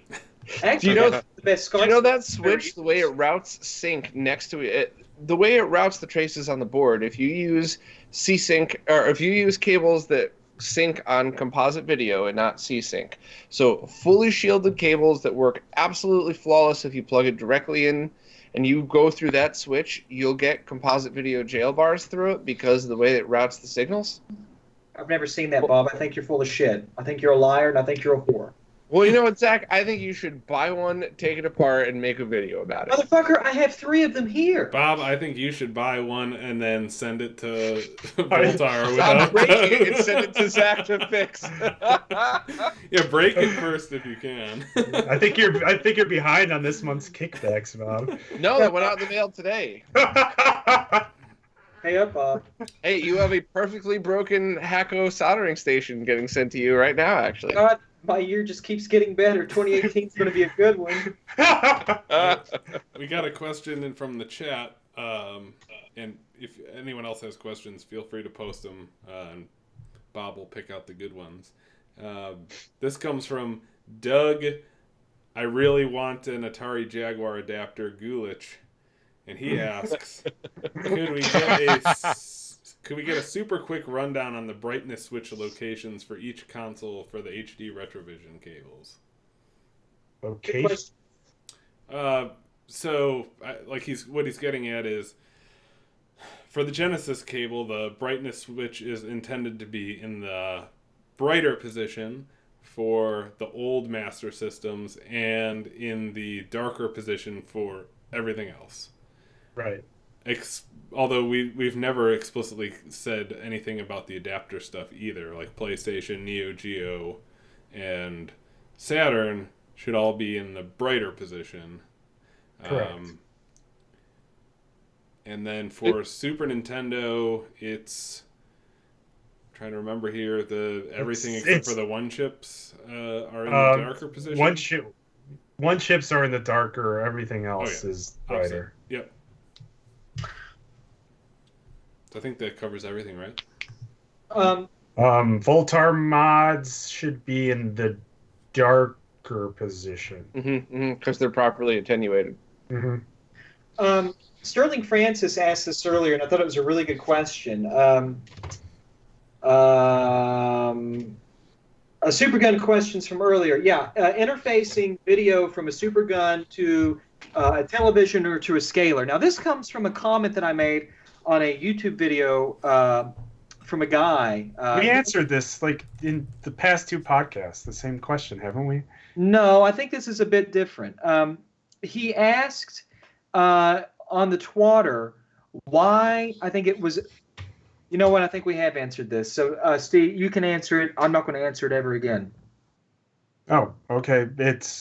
You need a buffer amplifier because you need to... The outputs on arcade boards are meant to go through attenuation pot networks, and then they drive these high impedance inputs on the arcade CRTs. But we need to drive 75 ohm terminated lines for in the TV world, and so we need to buffer that through amplifiers first before you mess with anything. I don't think directly attaching that, even with resistor attenuation, you're still going to need to boost up to a gain of 2 so you could have your 75 on your proper video line.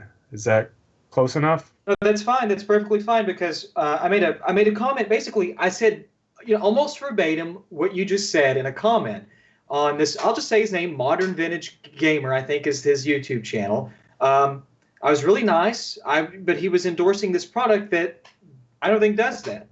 And I just said why it would, that's unideal. And he got super defensive, and he got really shitty. And a lot of people afterwards kind of came to me and asked me about that because they have one, or, they're just curious about Superguns now. And I know it's been answered time and time again, but interfacing high impedance arcade signal equipment to low 75 ohm impedance equipment isn't just a matter of taking RGB off the JAMA connector, current limiting it through some resistor pots, and then shitting that out to your OSSC. That's not how you do that, and that's no good. And so Sterling's actually, his question is, he was looking for a good recommendation for a buffer. So I think you had answered this on Twitter. which is just like a 7374, right? Yeah, any video line driver with a fixed gain of 2, a 7374 would be a good one to use because you have 4 channels, so you can buffer out RGB and also your composite sync signal. So you can grab all 4 of those, you buffer them, you get some isolation by doing it that way, and then you attenuate on the outputs however you want to, and that's perfectly safe and reasonable. Otherwise, you run the risk of damaging equipment possibly on both sides. So it's very easy. It's a very simple thing. In my book. All right. I thought this was kind of a fun question. Although I think the answer is kind of short. Since CRTs have all that juice in them, if he's got one stashed in the basement, is there not a way to drain it to use the charge to power other devices?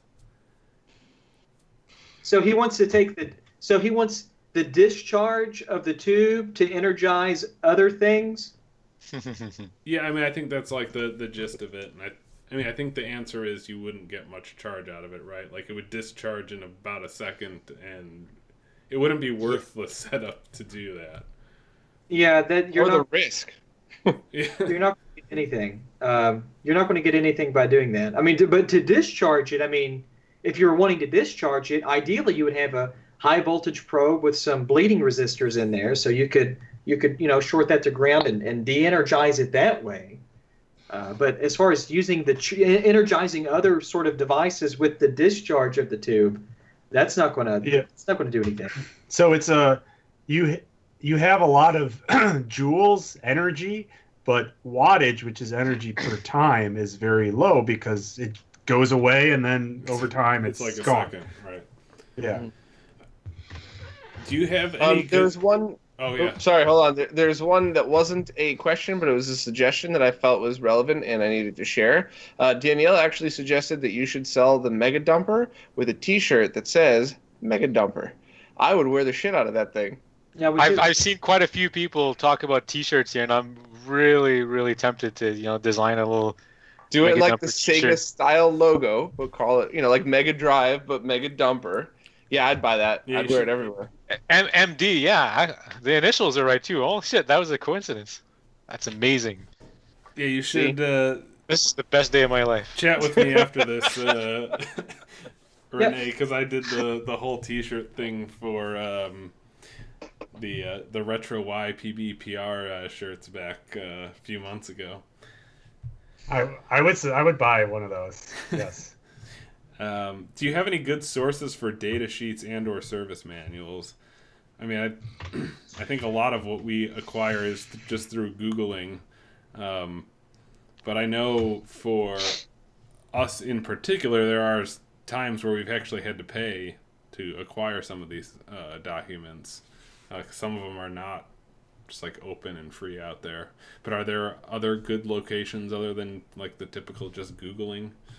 You know what I find that works the best if it's an obscure part that wasn't very popular to begin with. If manualslib.com, manualslib, is a pretty good resource. But you know what's funny? If there's something I'm looking for that I absolutely can't find, I will type the part number of like a jungle IC for a television or something like that into Google Images, and then I'll find a picture of that chip or of that just a snippet of that data sheet will be a JPEG, and when I click that, it's usually in a foreign language, but I'll find the complete data sheet on some form like maybe in Mexico or somewhere like that, where people are still actively, I guess, preparing some obscure electronics that use what I'm looking for, and that's how I find a lot of data sheets for a lot of stuff.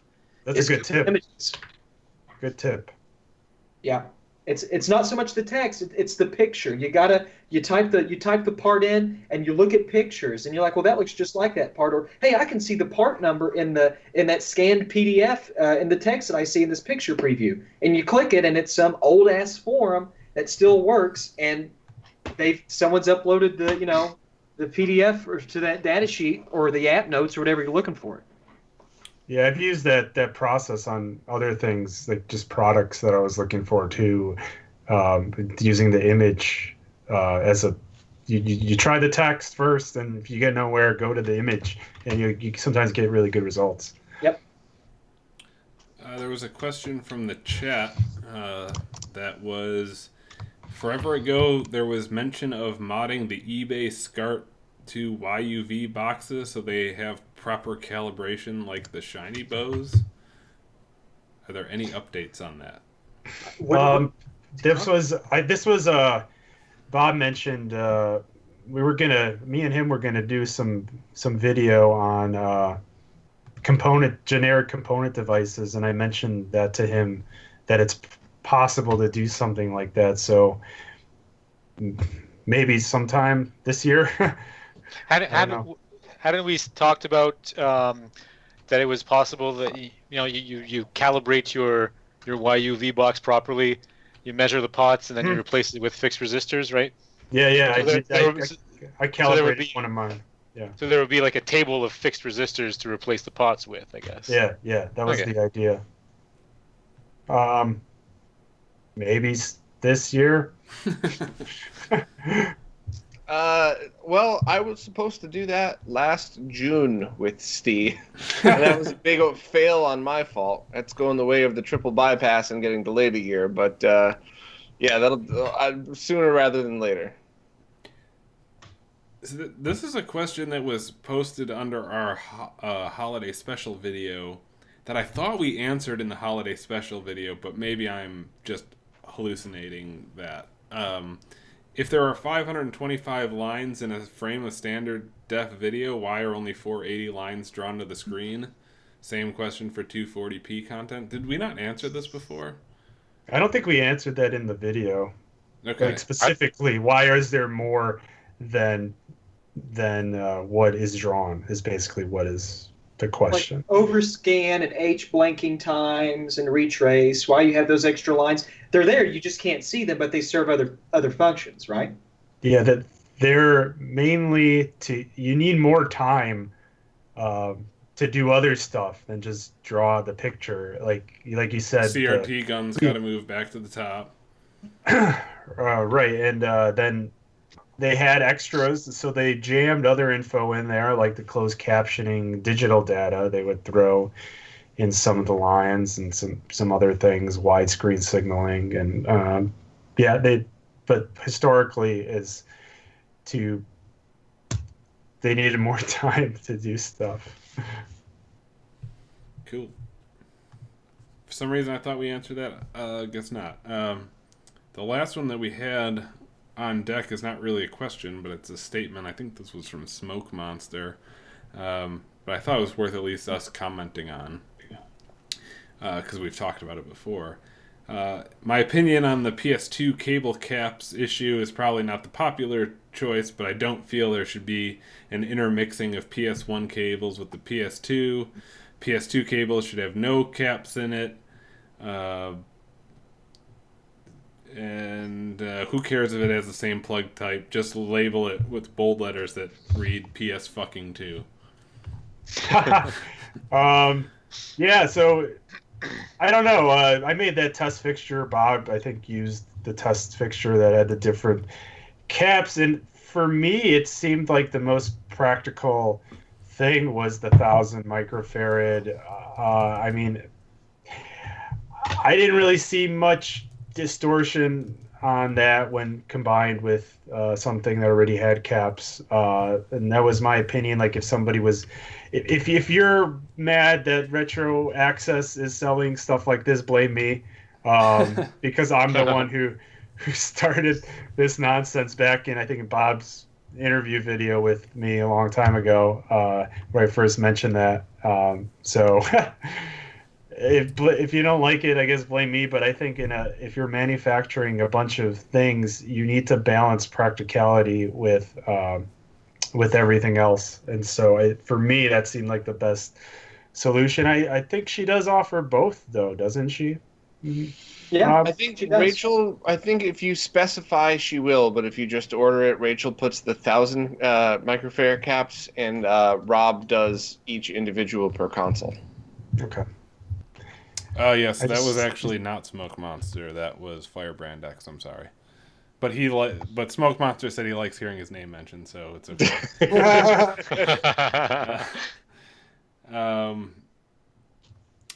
Retro Gamer in the chat asks Dreamcast YUV thoughts. I mean, we're working on a Dreamcast component cable, but I don't know if we have any other thoughts beyond that. 2018, it's gonna happen. I'll hold you to that. I mean, that's all the questions we had. So we can either wrap up. If there's anything else in the chat to answer, I'm not sure. Yeah, anybody got anything, let us know. But I think this was a good one. This flowed pretty nicely.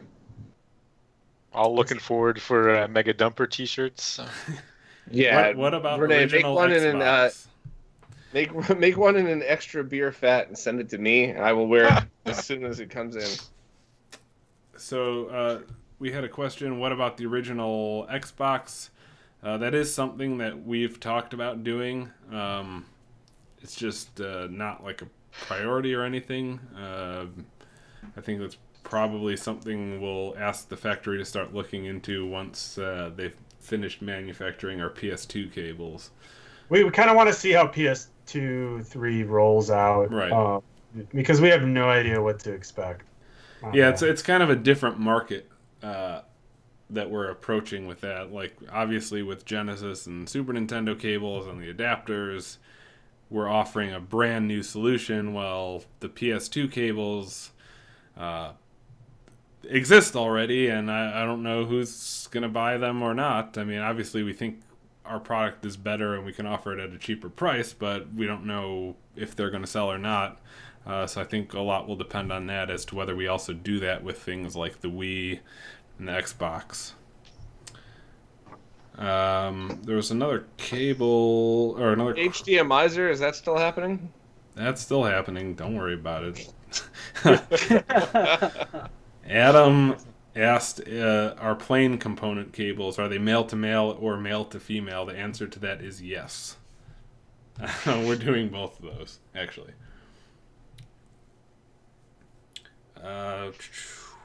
Any non-HD Retrovision questions? Yeah, Does come on, Voultar guys. have stock of This his is products more. up in his This is website? more of a generic question about Dreamcast. What is the difficulty there? Is it the sync? Why can't there be a box that does 240p, 480i, 480p at least to a CRT? I don't know. Do you want to tackle that? I mean, we are trying to accommodate all of that in a That's what component we're cable. That's what we're. The component cable will have a switch on it that lets you bounce between those two modes. Right. But yeah, I would say that the difference in sync signals is what presents the biggest challenge there, right? I would say that's why you don't see other solutions, because I don't think other people know how to tackle that. Or haven't spent the time and research in tackling that, I should say. Voultar, when are you going to start shipping internationally? He does. He did ship internationally to one country. You know, I've really been thinking about that, and here's the deal with international orders. I am going to offer a form of international shipping. I'm breaking news. This is true. What this internationally ship everything to Adam and make him do it. No, this is what I'm strongly considering doing. I would love to have some feedback on this from everybody, customers, fans of this bullshit, horrible show. Everybody. Rather than you have to understand. Everybody, listen to my words. I'm just one guy. I'm one man. The overhead involved in doing international orders just on a case-by-case basis is a huge resource time sink. But I hear you. I want to help you. I'm not trying to be a dick. It's a time issue. What if I offered the ability or what if I offered the opportunity for you, my international fan base, to hire a forwarding shipping company that will take the packages that I send somewhere within the continental United States, they will capture those and send them along to you. Now, you may know iCasho in the forum or in the chat right now. His real name is Omarion. I ship to him all the time, and he's way down below the border. He has a shipping company that he deals with just for me and I guess a few other people. I don't think it costs him very much money, but I'm easily able to send shit to Miami, Florida, which is then dispersed to him. So I mean, but this isn't like an offering, right? This isn't a unique service. This changes nothing for you. You're just telling people he's to trying do to present this in a way as if he's doing somebody a favor, but what he's actually saying is go get a shipping God damn it! Don't interrupt and don't conflate. Why don't you just let somebody else sell your boards? I am offering the idea to them. I'm offering this. Let me offer this idea to you. Give your boards to somebody else to sell for you, and stop fucking around with it altogether. So people could just go, use PayPal, buy it from outside of the U.S., and you don't even deal with it. Bob, if I listened to every suggestion that you've had for me, I would be. You'd have made a lot more money by now. Bob, I would have been failing miserably because you're a foolish bastard. Anyways, what I'm trying to say is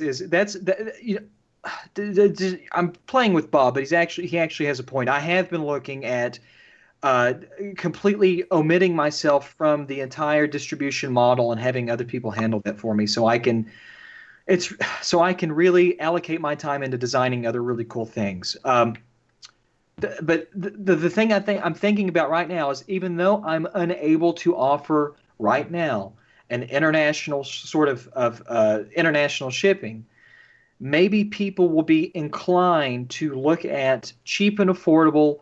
What do you call that? God, I'm having a brain dump, but it's a mail forwarder, I guess, a package forwarder. Yeah, I actually looked at an article that kind of ran down the big players in that field right now, and I went through a few of their websites, and a lot of them seem pretty good. I mean, do you want us to put a link in the video description to Absolutely. that article? Put a link into the video description, and also talk to iCasho. I've sent, I can say this because he's a friend of mine, but I've sent all kinds of stuff to him, and it's never been a problem. And he lives way down south beyond any of us, and that's what he uses, and we've never had an issue, period. So, I was waiting for you to dox him and just give out his address. Well, I know that it's like that one. God, shut up, Nick. You're going to get me going. You're going to get me going. But at any rate, it's not a solution that I'm providing, but it's just an idea that I'm offering that may help. Come on, guys, come on. And the good thing about this is if people use this to get your stuff, they actually opens the rest of the U.S. market to them. There's a lot of people who start off just getting one product, and then they're like, oh, I could get this, this, and this, and they all goes to that one place, and they get it all packaged in that one place, sent over, and they're getting all sorts of things they never thought they would have got before. So there's a benefit to that. And we have some customers that use these freight forwarding things too, and they really like them. So, right. Okay. Yeah. That we wrapped up. Is Nick alive? Yeah, I think we're wrapped up. Okay. Cool. Yeah. What do we do? Just sit here? What do we do? Let's call it a night. I will cue up the outro music while we say goodbye here. We have to give our social media accounts as usual. Yeah. Yeah, you can find me and Steve at HD Retrovision for your finest trolling desires. I'm at DB_electronics on Twitter. Don't try to reach me on Facebook because Facebook is stupid. You could send me any questions you want. I will bend over backwards to respond to them. My email is sales@voultar.com. All right. My Twitter handle is Voultar. That's VOULTAR _ Modshop. That's MODSHOP.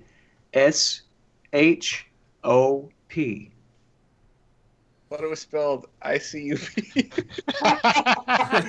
That's cool. Yeah, and you can find me there. So yeah, great show, great cast tonight. Yeah. It's been a good time. Yeah, thanks to all who took a mega dump with us, and we'll see you next time. I took a universal mega dump. It was Yeah, glorious. It's the cartridge universal mega dumper. Oh, good Lord Jesus. All right, we'll see you again in maybe a couple weeks. There's also Kyosho's promoting the unofficial Discord, which we all, I think, went into one time and then never again because we're lazy and hate keeping up with a 10th channel of social media. But you can chat there too, so check out that link. And we'll see you in a couple weeks. Yep. See you guys. Adios. See you here, guys. Thanks for watching.